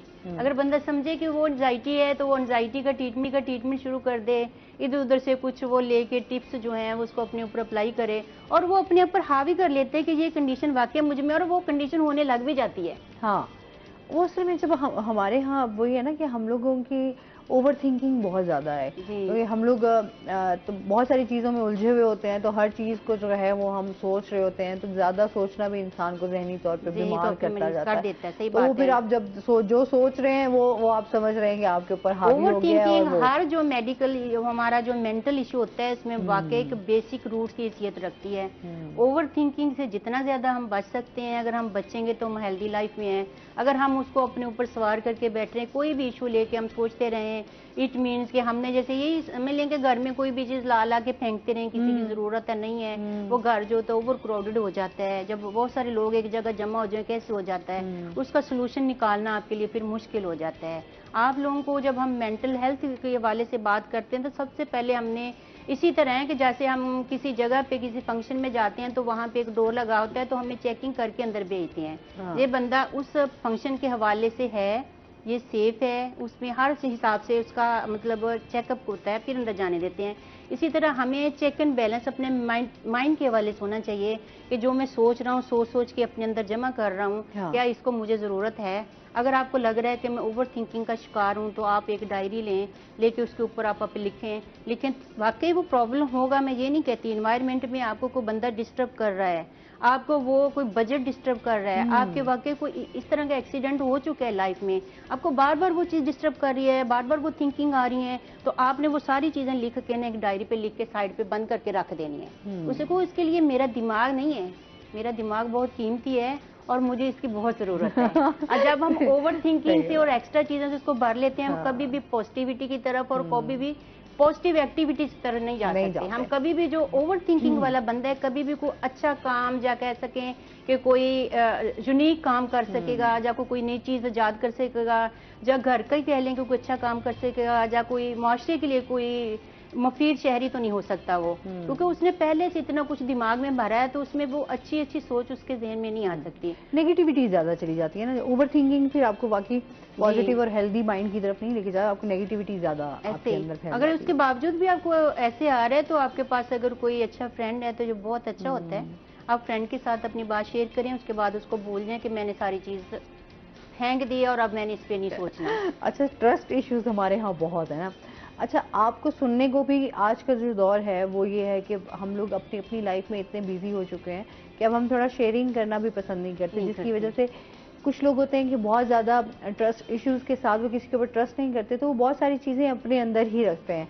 तो वो इतनी ज़्यादा चीज़ें जब आप कम्युनिकेट नहीं करते तो फिर आप जहनी मसाइल का ज़्यादा शिकार होते जाते हैं। और ये होता है कि फिर एंड में बहुत सारे लोग जो है वो जो खुदकुशी कर रहे होते हैं, वो यही रीजन बनती हैं कि आप जब जहनी तौर पे सुकून भी नहीं होंगे तो लोग समझते हैं कि यार आखिरी हल जो सोल्यूशन है वो यही है कि तमाम मसले इसी तरह हल। ये जहनी मिसाइल का सबसे पहला मसला ये होता है कि आप में सबसे पहले तवज्जो खत्म हो जाती है, कॉन्फिडेंस खत्म होता है, आप किसी के साथ शेयरिंग खत्म हो जाती है, आप अपने आप को लहदा कर लेते हैं, कहते हैं हर बंदा जो है मुझे नुकसान देता है। कोई ना कोई फैमिली में या उसके फ्रेंड एरिया में कोई ट्रस्ट वर्दी पर्सन होना जरूरी है कि जिसके साथ वो अपनी सारी बात खुल के करे और उसको क्रिटिसाइज ना करे, वो उसको पागल ना कहे और इस काम ये रवैये बहुत बहुत काउंट करते हैं कि ऐसा मेंबर होना जरूरी है। अगर नहीं है तो फिर किसी डॉक्टर से कंसल्ट करें, किसी माहिर नफ्सियात के पास जाएं। फिर ऐसे हर बंदे से, मोहल्ले के लोगों से या मतलब हर बंदे से शेयर भी ना करें, क्योंकि वो जो छोटा सा मसला होता है वो बिगड़ के बहुत बड़ा भी बन जाता है समझ, और वो मसाइल का एक पूरा जाल बन जाता है। तो इसलिए फिर इस चीज का भी क्राइटेरिया होना चाहिए कि मैंने अपनी बात किसके साथ शेयर करनी है। अच्छा जी, मजीद भी इस पे बात करते हैं आपके साथ। अच्छा, जिस तरह फिलहाल ये बताएं कि हम बहुत सारी जिस तरह ये अभी चीज़ें चल रही हैं, ऑनलाइन के हवाले से फ्रॉड हो रहे हैं, लोन ले रहे हैं, डिफरेंट और भी हो गए, इनसे कैसे बचा जा सकता है? इस तरह की जो स्कीम्स आ जाती हैं, डिफरेंट चीज़ें आ रही हैं, क्योंकि अभी हम प्रोग्राम के स्टार्ट से पहले बात कर रहे थे जरा कि टेक्नोलॉजी में हम इतनी चीज़ें हमारे पास आ रही थी जो हम सोच रहे होते हैं, हमारे पास जो मोबाइल है समटाइम होता है कि आपकी तमाम चीज़ें भी उसी से रिलेटेड आ रही होती हैं। सोचेंगे अच्छा यार मैं इस परेशानी में मुब्तला हूँ, या हम कोई चीज़ सर्च कर रहे हैं, गूगल पे सर्च कर रहे हैं, किसी चीज़ की इंफॉर्मेशन लेना चाह रहे हैं, तो उसी से रिलेटेड आपके पास बहुत आ जाएंगी, बहुत सारी ऐप्स भी आ जाएंगी, तो लोग उनका शिकार हो जाते हैं कि अच्छा चलो यार ये तो हमारे मसले का हल निकल आया, हम इसी से ही जो है वो अपना मसला हल कर लेंगे। कैसे बच सकते हैं? अच्छा देखें, आजकल जैसे टेक्नोलॉजी बढ़ रही है, ठीक है ना, तो जैसे जैसे उसके फायदे हैं उससे ज़्यादा उसके नुकसान भी बहुत ज़्यादा हैं, ठीक है ना। अब लोग क्या करते हैं कि कुछ लोग ऐसे होते हैं जो टेक्नोलॉजी को एक अच्छे वे में इस्तेमाल करते हैं, ठीक है, और कुछ लोग होते हैं उसी टेक्नोलॉजी को बुरे वे में इस्तेमाल करते हैं, ठीक है। अब आजकल जो हमारे पास एक फिशिंग स्कीमिंग का एक वो आ रहा है, यानी कि थ्रेट काफ़ी ज़्यादा आ रहा है, जिसके अंदर ना बहुत ज़्यादा स्कैम हो रहे हैं। इसमें होता क्या है कि हमें जीमेल के ज़रिए एक मेल आती है जो कि बज़ाहिर ऐसी होती है कि हमें किसी यानी कि बैंक की तरफ से आई है, या अगर हमारे किसी ऐप का कोई अकाउंट है या कोई यानी कि बैंक का अकाउंट है तो वहाँ से वो हमें मेल मसूल हुई है। उसकी यानी कि जो बिल्कुल जो स्केच होता है बिल्कुल वैसी होता है जैसे किसी यानी कि बैंक की तरफ से आई है, या किसी फेसबुक की तरफ से आई है, या इंस्टाग्राम की तरफ से आई है। सही। अब उसमें क्या होता है कि वहाँ पर लिखा होता है कि जी हम आपके जो सर्विसेज हैं वो अपडेट कर रहे हैं, या फिर हम किसी किस्म की कोई अपडेशन कर रहे हैं, तो आप क्या करें कि इस लिंक पे क्लिक करके अपने आप को लॉग इन कर लें। अब क्या होता है कि वो मेल बज़ाहिर तो ऐसी लगती है ना किसी बैंक की तरफ से आई है, या फेसबुक की तरफ से आई है, या इंस्टाग्राम की तरफ से आई है। अब जैसे उस लिंक पे क्लिक करते हैं आगे पेज ओपन होता है, लॉगिन पेज ओपन हो जाता है। हम जैसे ही वहां पर लॉगिन करते हैं हमारी सारी लॉगिन एक्सेस उनके पास चली जाती है, जो कि हैकर्स होते हैं, ठीक है। वो हमारी उन एक्सेस लेकर हमारे अकाउंट्स का गलत इस्तेमाल करते हैं। अगर फॉर एग्जांपल हमने उनको बैंक की डिटेल्स दे दी हैं, यानी कि लॉगिन ही उनको दे दिया, हमने लॉगिन एक्सेस दे दी है, तो वो क्या करते हैं कि वहां से हमारे सारे पैसे निकाल लेते हैं। उसके बाद अगर हम फेसबुक या इस तरह से इंस्टाग्राम की अगर हम देते हैं एक्सेस, तो वो इस तरह से यानी कि बहुत ज्यादा फ्रॉड हो रहा है। अब इससे हम बच कैसे सकते हैं? अब सबसे पहले कि आप देखें कि जीमेल्स का जो URL है वो कहाँ से आया है, जीमेल्स आई कहाँ से है। अच्छा, इस पे बात करते हैं, कॉलर है हमारे साथ। अस्सलाम वालेकुम। वालेकुम अस्सलाम जी, मेरा नाम मुमताज हुसैन है, 45 साल हमारे इकबाल से पहले रखता है कि मैं 17 साल की उम्र में मुझे डिप्रेशन हुआ था ना। पिछले 27 सालों में तकरीबन 4-5 दफा मुझे एडमिट होना पड़ा। तो पहले डिप्रेशन था, फिर बाइपोलर डिसऑर्डर भी हो गया, फिर शिज़ोफ्रेनिया। लेकिन पिछले 2.25 साल से ऐसा हुआ कि कुछ साइकियाट्रिस्ट चेंज किए तो उन्होंने मेडिसिन कम की, और पिछले 8-1 महीने से ना जो एटॉमिक एनर्जी के रिनाउंड साइंटिस्ट हैं, पुराने जो हर्बल चीजों में रिसर्च भी करते हैं, बुजुर्ग आदमी है, तो उनके पास गए हैं। तो 8-1 महीने हुए उन्होंने वो सारी मेडिसिन जो मैं पहले इतने सालों से ले रहा था वो छुड़वा दिया। वो मैं हर्बल ले रहा हूँ, उसके बाद अभी तक मैं ठीक हूँ। तो मैंने ये राय लेनी थी उनसे कि कोई खतरा तो नहीं है, क्योंकि ये 1166 पे जो ऑफिशियल गवर्नमेंट की हेल्पलाइन है उस पर कुछ साइकोलॉजिस्ट से मैंने काउंसलिंग भी ली है, वो कहते हैं ये मुझ जाएगा, आप इतने ठीक हो गए, इसमें लगता है कि आपको खतरा नहीं है, आप इन्हीं का जारी रखें। दोबारा साइकियाट्रिस्ट से ना लेने के सिलसिले में मैंने डॉक्टर से बस राय लेनी थी। ठीक है, आप कुछ पूछना चाहेंगी?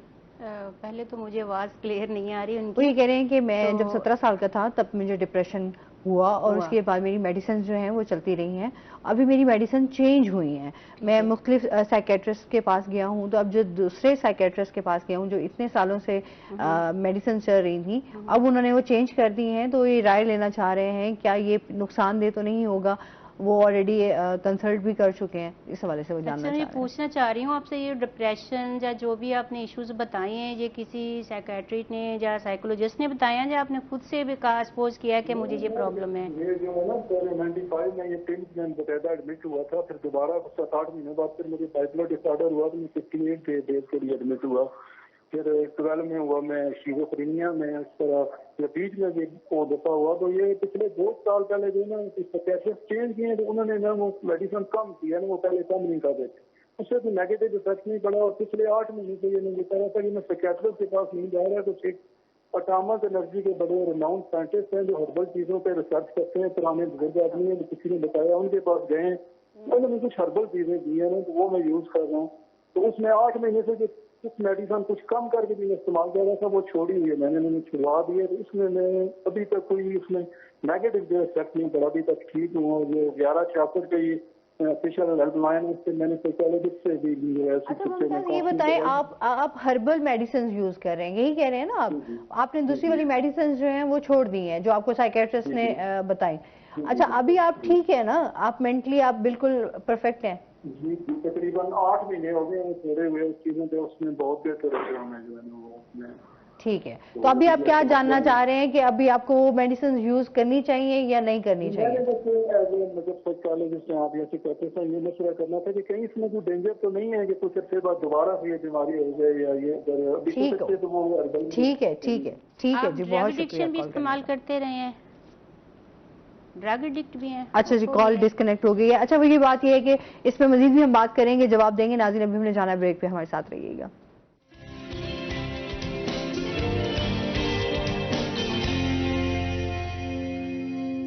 वेलकम बैक नाजरीन, रोही 10 में एक बार फिर आपको खुश आमदीद कहते हैं। अच्छा जी, कॉलर हमारे साथ हैं। अच्छा, वो ये कह रहे थे कि हर्बल मेडिसिन जो हैं वो यूज करने से मैं बिल्कुल ठीक हूँ। हर्बल मेडिसिन का साइड इफेक्ट कोई नहीं होता। ये कि हर्बल मेडिसिन अगर सूट कर रही हैं तो बहुत अच्छा है उनके लिए। तो ये है कि अगर किसी ने एक्सपर्ट से लिए हैं तो ठीक है, चल रहा है। अदरवाइज अगर किसी जिससे पहले ट्रीटमेंट ले रहे थे ना, जरूरी है कि उनके साथ फॉलो अप में, उनसे कॉन्टेक्ट में रहें। सम टाइम होते हैं कि ये जो हम चीज़ें इस्तेमाल कर रहे होते हैं ना, मुझे ये हमारी फूड की तरह ही होती हैं, तो इसका असर जो होता है बिल्कुल स्लो होता है। सही है। तो सम टाइम वो जो इन्होंने जितनी स्वेयर किस्म की वो साइकोलॉजिकल डिसऑर्डर्स बताई हैं, अगर ये वाकई उसमें थे तो शिज़ोफ्रेनिया की कभी भी मेडिसिन जो होते डिस्कनेक्ट नहीं करते। सही। और जब इन्होंने स्टार्ट में बात की है कि मुझे डिप्रेशन रहा है, तो डिप्रेशन की हम लोग मेडिसिन फौरन स्टार्ट नहीं करवाते। अगर डिप्रेशन इनके किसी वजह से है, जैसे फर्ज को ड्रग एडिक्शन यूज करते रहे हैं, या मतलब कोई इनका फैमिली में कोई इंसिडेंटली कोई फौतगी हो जाती है, कोई बहुत प्यारा बंदा चला जाए, या एकदम से कारोबार में कुछ हो जाए, एकदम से किसी के साथ दुश्मनी हो जाए, जो कुछ इस तरह एक्सीडेंटली कोई हो कि बंदा फेस ना कर सके, तो उससे फिर बंदे को हो सकता है कि डिप्रेशन हो जाए। लेकिन मैंने देखा है कि मेल को डिप्रेशन इतनी जल्दी नहीं होती जितनी फीमेल को होती है। जब इन्होंने कहा कि मेरा स्टार्ट ही डिप्रेशन से था, तो डिप्रेशन का इन्हें वैसे ट्रीटमेंट करना चाहिए था, मेडिसिन पे नहीं जाना चाहिए था। अगर किसी ने इन्हें रिकमेंड की थी कि ये मेडिसिन स्टार्ट करनी है, तो उसका एक टाइम पीरियड होता है कि 10 to 15 डेज वो मेडिसिन छोड़ के हमने दोबारा उस डॉक्टर से, एक्सपर्ट से राब्ता करना होता है कि मेरे में इतनी इम्प्रूवमेंट है। वो हम टेस्ट अप्लाई करते हैं कि कितनी इसकी थिंकिंग जो है इम्प्रूव हो गई है, और किस कंडीशन में वहाँ जाके डिस्कनेक्ट करके उसको कुछ पॉजिटिव एक्टिविटीज दे देते कि ये कर लें। मेडिसिन भी स्वेयर किस्म की कंडीशन में देते हैं कि जब बंदा अपना खाने पीने, उसकी नींद डिसऑर्डर हो जाते हैं, भूख डिसऑर्डर होता है उसका, फिर उसको किसी से बातचीत करने के काबिल नहीं रहता है, एवरी टाइम वो रोता रहता है, मतलब उसकी नॉर्मल लाइफ बिल्कुल जब खत्म हो जाती है, तो उसमें जाके कहते हैं कि जो खुद की केयर नहीं कर सकता तो फिर मेडिसिन रिकमेंड करते हैं। सही। जब तक वो खुद बोल सकते हैं अच्छे तरीके से, अपनी थोड़ी सी होशोवास में होता है, तो उसकी थेरापीज की जाती हैं, मेडिसिन नहीं दी जाती है। सही, ठीक हो गया। अच्छा जी, इसके साथ ही हम बात कर रहे थे कि किस तरह हम चीज़ों से जो है ऑनलाइन फ्रॉड से बच सकते हैं। जी, जैसे मैंने आपको पहले बताया कि हमें जो यानी कि लिंक्स वगैरह जो इनके रिसीव होते हैं, या हमारे मैसेज पे जो हमें के मैसेज रिसीव होता है कि इस लिंक को ओपन करें और हम आपकी जो है अपडेट वगैरह कर रहे हैं आपकी सर्विसेज, तो हम क्या करते हैं, हम उस लिंक को ओपन करते हैं और वहाँ पर हम लॉगिन कर लेते हैं, जिससे क्या होता है कि हमारी जो सारी लॉगिन एक्सेस होती है उनके पास चली जाती है। सही। इसमें वो हमारे जितनी भी यानी कि चीज़ें होती हैं उसका वो गलत इस्तेमाल करते हैं, हमारे बैंक से पैसे निकाल लेते हैं। अगर हम बैंक को लॉगिन करते हैं, अगर हम फेसबुक या इंस्टाग्राम वगैरह लॉगिन कर लेते हैं वहाँ जाके, तो हमारा अकाउंट उनके पास चला जाता है। तो हमने इससे बचना कैसे? हमने इससे इस तरह बचना है कि सबसे पहले तो हम देखेंगे जी वो मैसेज या फिर वो मेल ऑथेंटिक है या नहीं है, वो किसी ऑथेंटिक वे से आई है या नहीं आई है।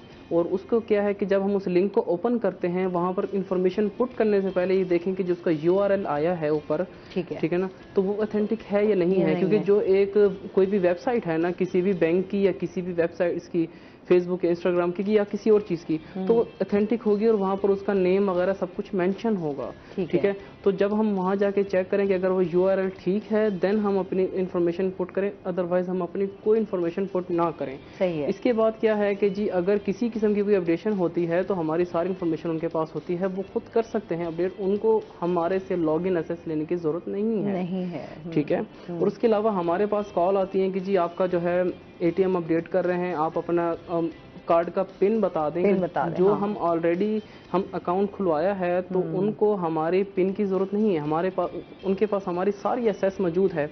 तो इसलिए मैं सबको ये कहना चाहता हूँ कि इस तरह की कोई भी इंफॉर्मेशन, कोई भी पिन कोड या कोई भी इंफॉर्मेशन लॉगिन एक्सेस आप इस तरह की किसी भी अनजान लिंक पे ना पेश करें। ठीक है, और दूसरा वहाँ पर हमारे पास हम कोई भी इनके वेबसाइट ओपन कर रहे हैं तो वहाँ पर साइट पे एक ऑप्शन होता है कि ये सिक्योर है या नहीं, या सिक्योर नहीं है।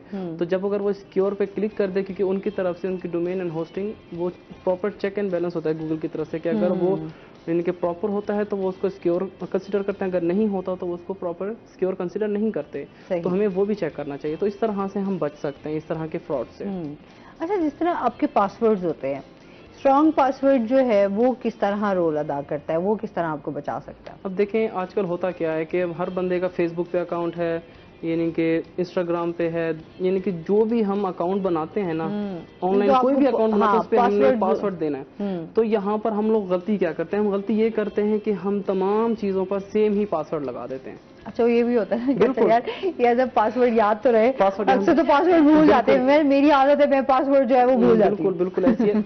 तो यहाँ पर क्या होता है कि या तो हम सेम पासवर्ड लगाते हैं या हम क्या लगाते हैं 1 से 8 तक गिनती लगा देते हैं, ABC, इस तरह से हम हमारे लिए हम पूरे कर लेते हैं। तो क्या होता है कि उस तरह के पासवर्ड्स को हैक करना बहुत ज्यादा आसान होता है। तो हमें क्या करना चाहिए कि हमें थोड़े से जो पासवर्ड है थोड़े से ट्रिकी लगाने चाहिए। ठीक है, जिस तरह से वो हमें बताता है कि स्ट्रॉन्ग पासवर्ड, वो हमें सजेशन दे रहा होता है कि आप थोड़ा सा स्ट्रॉन्ग पासवर्ड लगाएं, आपका पासवर्ड जो है वो स्ट्रॉन्ग नहीं है, यानी कि कुछ इस तरह के कैरेक्टर्स यूज करें उसमें, या इस तरह के वर्ड्स यूज करें कि जिस तरह से आपका पासवर्ड स्ट्रॉन्ग हो सके। या फिर हमारे पास पासवर्ड मैनेजर हमारे पास मौजूद होता है जो कि हमें बताता है कि जी आपने किस तरह के पासवर्ड यूज करना है, वो हमें सजेशन देता है, हमारे तमाम पासवर्ड को एक फाइल में हमारे पास सेव भी कर देता है डिवाइस में। और उसमें क्या होता है, पासवर्ड मैनेजर करता क्या है, ये यानी कि लोगों की आसानी के लिए बनाया गया है पासवर्ड मैनेजर। पासवर्ड मैनेजर हमारे पास ऑफलाइन भी होता है और एज अ क्लाउड बेस भी होता है। इसमें यह होता है कि आपने जितने भी आपके सोशल मीडिया अकाउंट्स हैं या जितने भी अकाउंट्स हैं कि जिसमें आपने लॉगिन एक्सेस दी है, उसके तमाम पासवर्ड आप उसके अंदर सेव कर सकते हैं और उसकी वो एक फाइल जनरेट कर देगा जो कि आपके सिस्टम में ऑफलाइन मौजूद रहेगी। अब सवाल यहाँ पर यह पैदा होता है कि अगर सिस्टम गुम हो जाए या सिस्टम क्रैश हो जाए या कुछ हो जाए तो हमारे सारे जो वो पासवर्ड हैं वो गुम हो सकते हैं। तो उसके लिए हमारे पास जो है, हमारे पास इंटरनेट पे भी सर्विस अवेलेबल है कि इसको क्लाउड सर्विसिंग के थ्रू भी हम अपने पासवर्ड्स को सेव कर सकते हैं, कि जिससे क्या होगा कि वो हमारे तमाम पासवर्ड वहाँ पर सेव रहेंगे। इनके स्ट्रॉन्ग पासवर्ड जो कि एक इनके इंसान को याद नहीं रहते, तो वो अपने सारे स्ट्रॉन्ग पासवर्ड उसके अंदर सेव कर सकता है और किसी भी टाइम पर जो पासवर्ड मैनेजर की एक्सेस लेकर वहाँ से अपने पासवर्ड को ले सकता है और उस तरह से फिर अपने आप को लॉग इन कर सकता है। यानी कि हमें जो अपने पासवर्ड है ना वो स्ट्रॉन्ग रखने चाहिए, ताकि इससे हमारे जो हैकिंग के जो खदशात होते हैं ना वो बहुत कम हो सकते हैं हमारे। अच्छा, क्योंकि टेक्नोलॉजी का इस्तेमाल हैकर्स जो हैं वो हमसे ज्यादा थोड़े शार्प माइंड होते हैं, तो वो उनको कुछ ना कुछ इस तरह का क्लू मिल जाता है जिससे वो उस पासवर्ड तक पहुंच जाते हैं, आपके अकाउंट तक तमाम चीजें आपकी हैक हो जाती हैं। अच्छा, कितने अभी हम देखते हैं फेसबुक पे आपके अकाउंट हैक हो रहा होता है और उसके बाद जो है वो डिफरेंट आपके कॉन्टेक्ट जितने भी आपके फ्रेंड्स होते हैं उनको डिफरेंट मैसेजेस जा रहे होते हैं और उनको पता ही नहीं होता। जिस तरह पैसों के हवाले से कितना हम देखते हैं कि आया हुआ होता है कि जी फलां मुझे पैसों की जरूरत पड़ गई है तो मुझे इतने पैसे आप मेरे। तो इस तरह से होता है कि अब फॉर एग्जांपल अब इनके मेरा नाम जलाल है तो मेरी एक फेसबुक आईडी बनी हुई है, मेरे नाम से सेम फेसबुक आईडी बनाएंगे और उस पे मेरी ही सेम पिक्चर लगा देंगे जो इस टाइम मेरी डीपी लगी हुई है। ठीक है, आपकी तमाम चीजें उनके बिल्कुल ऐसी बात है। देखिए ना, हर इंसान को एसेस है किसी की भी पिक्चर कहीं से भी कॉपी करने की एसेस है, मैं किसी की पिक्चर कॉपी कर सकता हूँ फेसबुक पे ना। तो वहां पर क्या होगा, किसी की पिक्चर सेव की, उसी के नाम का अकाउंट बनाया, फिर उसी के जो फ्रेंड्स लिस्ट है उन्हीं को सर्च कर करके उनको रिक्वेस्ट भेजना। अब अगर 100 रिक्वेस्ट भेजें जिसमें से 20 तो एक्सेप्ट करेंगे ही और 20 को अगर मैसेज करेंगे तो उसमें से 2 से 3 लोग तो लाजमी उनको पैसे दे ही देंगे बगैर किसी इनके वेरीफाई किए। तो इस तरह का जो फ्रॉड है ना वो आजकल बहुत ज्यादा हो रहा है। अच्छा, ये जो कॉल्स आती है ना समटाइम, आपके जिस तरह अकाउंट्स हैं आपके मोबाइल से रिलेटेड, जिस तरह हम कैश अकाउंट्स बोल रहे हैं, अच्छा उनके जो पासवर्ड आपसे पूछे जा रहे हैं, तो समटाइम तो मैं खुद भी हुई हूँ कि ऑनलाइन में जो कि जी अच्छा पासवर्ड बताया, आपके पास ये आ गया, वो तो शुक्र है कि मैं बच गई इतने फ्रॉड से, नहीं तो मेरे मुझे लगता था कि यार मेरा अकाउंट हैक हो जाना था और मेरे पैसे चले जाने थे। इसमें आप लोगों को पहले इसमें क्या होता है कि वो पहले लालच देते हैं आपको। हाँ, कि इनकी किसी ना किसी किस्म का लालच देंगे, तो लालच नहीं, वैसे एक हाँ। बात करो कि इसमें ना लालच लाजमी देते हैं। हाँ, डिफरेंट, क्योंकि अच्छा ये भी साइकी समझते हैं कि अच्छा आप जिससे बात कर रहे हैं उसको थोड़ा सा देख लेते हैं ये किस टाइप का बंदा है, गपशप लगाते हैं कि वो चाह क्या रहा है, उसके अकॉर्डिंग ही उसको वो टारगेट करते हैं। बिल्कुल ऐसे ही है। अच्छा, कितने आप जो बेचारे पढ़े लिखे नहीं होते उनको किस तरह बेवकूफ बनाया जाता है, उनके अच्छा उनको पता ही नहीं होता कि अच्छा बैंक से आ रही है, तो उनको क्या पता कि वेरीफाई। बेनजीर के जो पैसे थे इसके बारे में बीच में बहुत ज्यादा फ्रॉड हुए हैं। वो क्या करते हैं कि आपको कॉल करते हैं कि जी आपके बेनजीर के पैसे आए हैं, ये ज्यादा मेन ये है, या फिर किसी गेम शो का आप हमें जैश कैश करवा दें ताकि हम आपके वो जो है पैसे निकलवाने की फीस है, आप हमें इतने पैसे जैश कैश कर दें, या फिर आप अपने अकाउंट के एक्सेस दे दें ताकि हम डायरेक्ट पैसे आपके अकाउंट में भेज दें। तो इस तरह के जो फ्रॉड हो रहे हैं ना, बेनजीर वाला फ्रॉड तो बीच में बहुत ज्यादा बहुत ज्यादा इसके ऊपर बेचारे देखे ना, बेनजीर के पैसे कौन लेते हैं? जो बेचारे गरीब हैं या बेवा औरतें हैं, ठीक है ना, तो इस तरह के जो बेनजीर के पैसे जाहिर सी बात है वही लेते हैं, देहाती लोग ज्यादा होते हैं, उनको इस चीज की अवेयरनेस नहीं होती कि हमें किस तरह से इनसे डील करना है। अब तो हमें यहाँ के शहरी जो हैं वो इनके वेल एजुकेटेड हैं, उनको इस चीज का पता है। वेल एजुकेटेड भी अच्छे को बेवकूफ बना जाते हैं। बिल्कुल ऐसी है। ठीक है जी। अच्छा, मजीद भी जानते हैं। अच्छा, इसके साथ साथ जिस तरह हम डिप्रेशन और एंजाइटी, ये अलग चीजें हैं।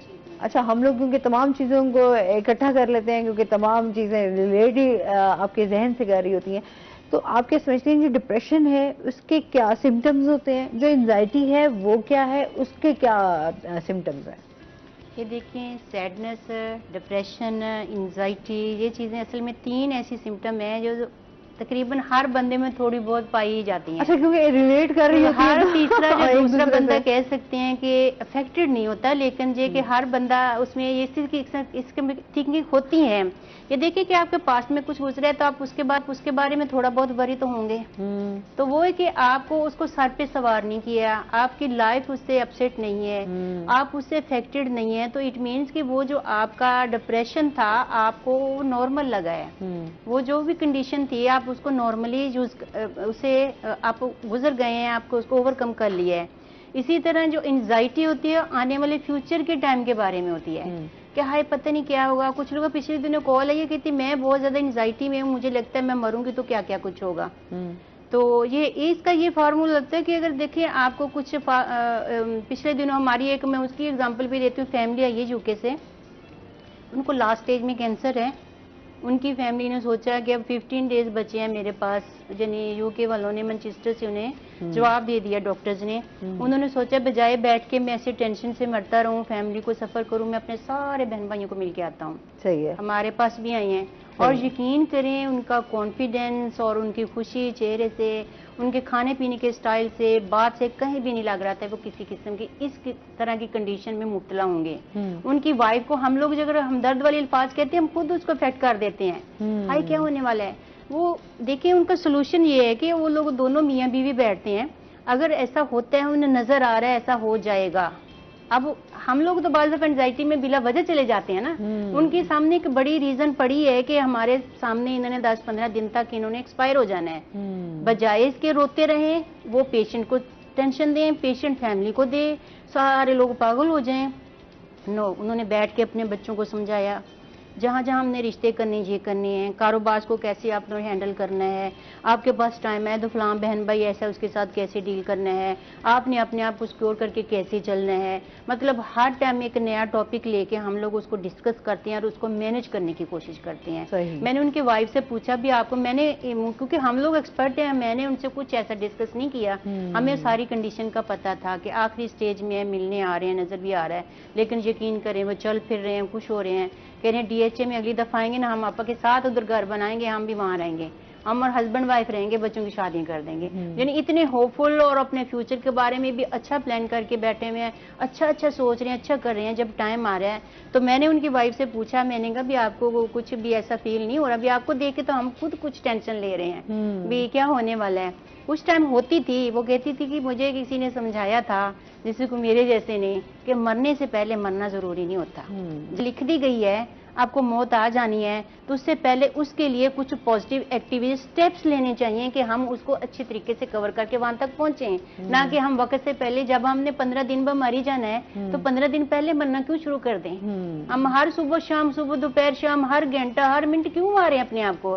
जब मरने का टाइम एक डिसाइडेड है अल्लाह की तरफ से, तो उस टाइम हमने मर ही जाना है। हाँ बिल्कुल, लेकिन जाहिर सी बात है कि बेहतरीन चीज ये है कि उस डिप्रेशन से निकले कि अल्लाह ने आपको इतना गोल्डन चांस दिया है कि आप तौबा इस्तगफार कर सकते हैं, आप अपने बहन भाइयों से अच्छा मिलके अपनी गलतियों की तलाफी कर सकते हैं।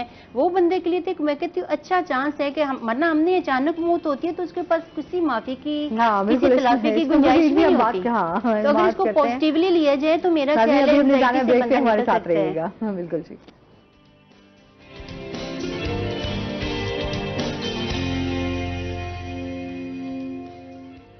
वेलकम बैक नाज़रीन। अच्छा, अभी जिस तरह हम बात करेंगे फ्रॉड से कैसे बचना है, क्या क्या करना चाहिए इंसान को, इस पे कोई ऐप्स वगैरह भी इस तरह सिक्योरिटी के हवाले से कोई बन रही हैं या बनाई जा सकती हैं जिससे हम बच सकते हैं फ्रॉड से?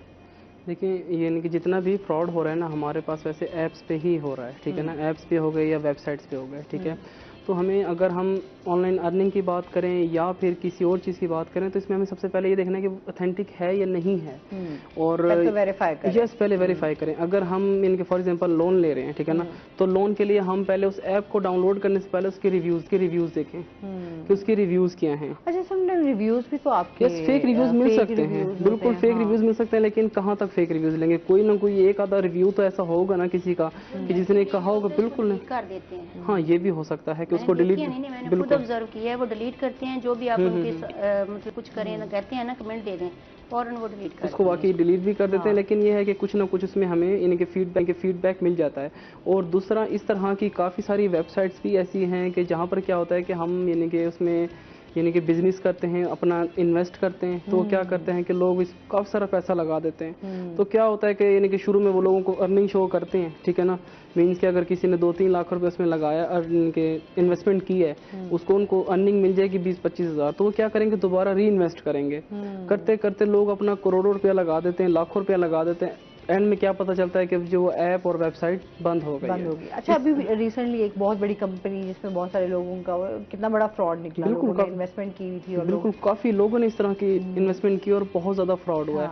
अब इस पे देखिए ना कि इनके FIA पर भी इस तरह के काफी सारे केसेस गए हुए हैं। लेकिन बात वही है कि जो हम एग्रीमेंट साइन करते हैं, हम क्या करते हैं कि हमें यानी कि ये होता है कि हम बिजनेस कर रहे हैं, हम अपना पैसा तो लगा देते हैं, लेकिन जब हम एग्रीमेंट साइन कर रहे होते हैं ना, हमें वो अच्छे से नहीं पढ़ते कि उसमें कह क्या रहे हैं, ठीक है। फॉर एग्जांपल लोन की हम बात करें, लोन में वो सारा कुछ हमसे, जब हम फॉर्म फिल करते हैं तो वो सारी हर चीज़ की, एक तो हर चीज़ की एसेस हमसे लेते हैं और एग्रीमेंट हमसे सिग्नेचर तक करवाते हैं, और हम खुशी खुशी कर देते हैं क्योंकि हमें पैसे की ज़रूरत होती है, हमें पैसा चाहिए होता है, ठीक है। लेकिन जब बाद में उसके नुकसानात होते हैं कि वो हमें ब्लैकमेल करते हैं और हमसे 2 या 10 गुना वो हमसे इनके जो हमने कर्जा लिया था उसका उनसे चार्ज कर लेते हैं, और इस तरह से काफ़ी लोग डिप्रेशन में चले जाते हैं। और इनकी इस तरह से तो काफ़ी अमवात भी हुई हैं, सिर्फ इसी वजह से कि डिप्रेशन की वजह से उनकी अमवात हुई हैं। जाहिर सी बात है, जब आप इतना लोन, क्योंकि हमारे यहाँ मुआशी मसाइल तो बहुत ज़्यादा है, अब वो जब जाहिर सी बात है वापस नहीं कर पाएंगे या उनको ब्लैकमेल किया जाता है, तो फिर जाहिर इस तरह के ही हमारे पास फिर वाक़यात आएंगे। बिल्कुल। अच्छा, इस हवाले से क्योंकि चेक एंड बैलेंस जो है और सिक्योरिटी बड़ी मेरे ख्याल में सख्त होनी चाहिए कि इन चीज़ों पे जो हमारी ऐप्स हो रही होती हैं या हम ऑनलाइन को शॉपिंग कर रहे हैं, तो कोई इस तरह की एक्टिविटीज़ हमारी ऑनलाइन चल रही हैं, तो उन पे लाजमी हुकूमत की तरफ से भी होना चाहिए। मेरे ख्याल में इन चीज़ों पे पॉलिसीज कोई बननी चाहिए। देखिए, अगर हम कोई यानी कि लीगली प्लेटफॉर्म यूज़ कर रहे हैं, जैसे अमेज़ॉन, दराज, ठीक है ना, या इसके अलावा कोई भी हम ईबे या कोई भी हम यानी कि किसी ऐसी जगह से शॉपिंग कर रहे हैं कि जो कि लीगली है, यानी कि एज अ जो बायर है वो उसको यानी कि इस चीज़ की कंप्लेन कर सकता है। और जो उनके जो होते हैं ना, यानी कि दराज वाले हो गए या अमेज़ॉन, तो वो सेलर्स की, उसकी कस्टमर्स की सुनते हैं और वो क्या करते हैं कि उन जो सेलर्स होते हैं उनको ब्लॉक कर देते हैं, या उनकी शॉप या कुछ भी है उनको बंद कर देते हैं अगर उनकी ज़्यादा रिक्वेस्ट इस तरह की मसूल हों कस्टमर्स की तरफ से। लेकिन अगर हम बात करें ना फेसबुक की और इंस्टाग्राम की, तो वो क्या होगा कि अगर हमें कोई गलत चीज़ मिली है, ठीक है ना, अगर हम उनको फेसबुक या इंस्टाग्राम से हम कॉन्टेक्ट भी करें उनके कस्टमर सपोर्ट पे, तो वो क्या होगा कि ज़्यादा से ज़्यादा उनका पेज बंद कर देंगे। उन्होंने क्या करना है कि पेज बंद होना है, उन्होंने एक और पेज बनाना है, फिर से उन्होंने वही अपनी कार्रवाई स्टार्ट करनी है। तो देखिए ना, इस तरह से कोशिश करें कि अगर हमने कोई शॉपिंग करनी है, ठीक है, तो हम जो हमारे पास अच्छे यानी कि ट्रस्टेड प्लेटफॉर्म है हम वहाँ से करें। और दूसरी बात हमारे पास कि अगर हमने अर्निंग करनी है, अर्निंग के लिए हम क्या करते हैं कि जी हम किसी भी जगह पे इन्वेस्टमेंट कर देते हैं, ठीक है। इन्वेस्टमेंट के लिए भी क्या है कि हमें कोई लीगली और ट्रस्टेड जगह देखनी चाहिए कि वाकई ये ट्रस्टेड है या नहीं है, ठीक है, तो वहाँ पर हम उसको इन्वेस्ट कर सकते हैं। यानी कि अगर एज अ बिजनेस करना चाहते हैं तो हमें खुद यानी कि दराज पे भी बिजनेस कर सकते हैं, अमेजोन पे भी कर सकते हैं, किसी और ऐसी जगह पर है जहाँ पर हम उसको अच्छे से इन्वेस्ट कर सकते हैं। वही वजह कि तमाम चीज़ों को मद्देनजर रखते हुए कि आया ये आप वेरीफाई करें, पहले आप मुकम्मल तौर पे खुद की सेटिस्फेक्शन बहुत ज़्यादा ज़रूरी है। मेंटली जब तक आप एक चीज़ से सेटिस्फाई नहीं हो रहे तो कभी भी इस तरह की उसमें आपको इन्वेस्टमेंट नहीं करनी चाहिए, ना ही अपने पैसे ज़ाया करने चाहिए, और ना ही आपको अपनी पर्सनल इंफॉर्मेशन जो है वो आपको शेयर करनी चाहिए जिससे आपको बाद में जो है वो नुकसानात उठाने पड़े। ये छोटी सी केयर ही होती है वैसे, है ना? बिल्कुल ऐसे ही, क्योंकि फ्रॉड तो आजकल बहुत ज़्यादा है। बिल्कुल ऐसे ही है। अच्छा, अभी आप, क्योंकि हमारे पास टाइम भी अब कम है, क्या मैसेज देना चाहेंगी और क्या कहना चाहेंगी कि किस तरह हम अपनी ज़िंदगी में इन तमाम चीज़ों को ओवरकम कर सकते हैं और हेल्दी एक्टिविटीज़ की तरफ आ सकते हैं? हमारे पास हेल्दी एक्टिविटीज़ आप सल्लम की जैसे ज़िंदगी है, उसको अगर हम पढ़ें तो इंतहाई सादा थी। तो यही है कि लक़द काना लकुम फ़ी रसूलिल्लाहि उस्वतुन हसना, आप सल्लम की ज़िंदगी हमारे लिए बेहतरीन नमूना है। एज ए मॉडल हम उसको अगर फॉलो करें, एज ए हीरो फॉलो करें, तो उनके जो करेक्टरिस्टिक्स हैं उसी को फॉलो कर रहे हैं, तो मेंटली और फिजिकल हम लाइफ जो बहुत अच्छे तरीके से स्पेंड कर सकते हैं। आप सल्लम की ज़िंदगी बहुत सादा थी, हमें चाहिए हम सादगी इख्तियार करें, हमें चाहिए हम कनात पसंद हों, हमें चाहिए हम झूठ से परहेज करें, सच बोलने की आदत डालें, हमें चाहिए कि हम सादा खाना खाएं, हमें चाहिए कि हम मेहनत पे ट्रस्ट करें, शॉर्टकट कहीं भी ना लें, हमें चाहिए कि जो अल्लाह की तरफ से फैसला हो चुका है उसको हम कबूल करें, हमें चाहिए कि हम लोग हमारी वजह से किसी को तकलीफ ना पहुंचे, हमें यही चाहिए कि हम लोग जो बोलते हैं उससे किसी को भी हर्ट ना हो। अगर कोई बोलता है तो सब्र व तहम्मुल का भी हमें हुक्म दिया गया है। कुरान और हदीस से तो हमें इतना सबक मिलता है कि हम इसी चीज़ को फॉलो कर लें तो मेरा ख्याल है किसी भी आपको माहिर के पास या किसी भी इलाज जगह पे जाने की जरूरत। अच्छा, ये वाकई ये तो मेरा खुद का भी पर्सनल एक्सपीरियंस है कि आप जितना सुकून आपको नमाज और कुरान से मिलता है, आप इन तमाम चीज़ों से बाहर निकल सकते हैं। उसका वाहिद इलाज यही है कि आप जब अल्लाह के साथ अपने आप को इसके अलावा ये कि आप अपने आप को फिजिकली फिट रखने की कोशिश करें, आप अपने आप को बिजी रखने की कोशिश करें, आप कोई जिम ज्वाइन कर लें, आप वॉक रेगुलर करें, आप खाना अपना हेल्दी खाएं। आपने जो करना है सुबह उठ के आपने धूप जरूर लेनी है, धूप जो है एंटी डिप्रेसेंट है, आपको पता है। तो जब धूप में बैठते हैं तो हमारा विटामिन डी और एवरी हमारा इम्यून सिस्टम स्ट्रॉन्ग होता है, हमारी मेंटल लेवल जो स्ट्रॉन्ग होता है। जी, बहुत शुक्रिया, आपका टाइम भी हमारे पास बहुत शॉर्ट था। आपका जलाल, आपका भी बहुत शुक्रिया, आप हमारे साथ रहे। इसके साथ ही नाज़रीन, आज का शो यहीं पर ख़त्म हुआ। अपना बहुत सारा ख्याल रखिएगा, दुआ में याद रखिएगा। इंशाल्लाह ज़िंदगी ने साथ दिया तो सुबह आपसे फिर मुलाकात होगी। अल्लाह हाफ़िज़।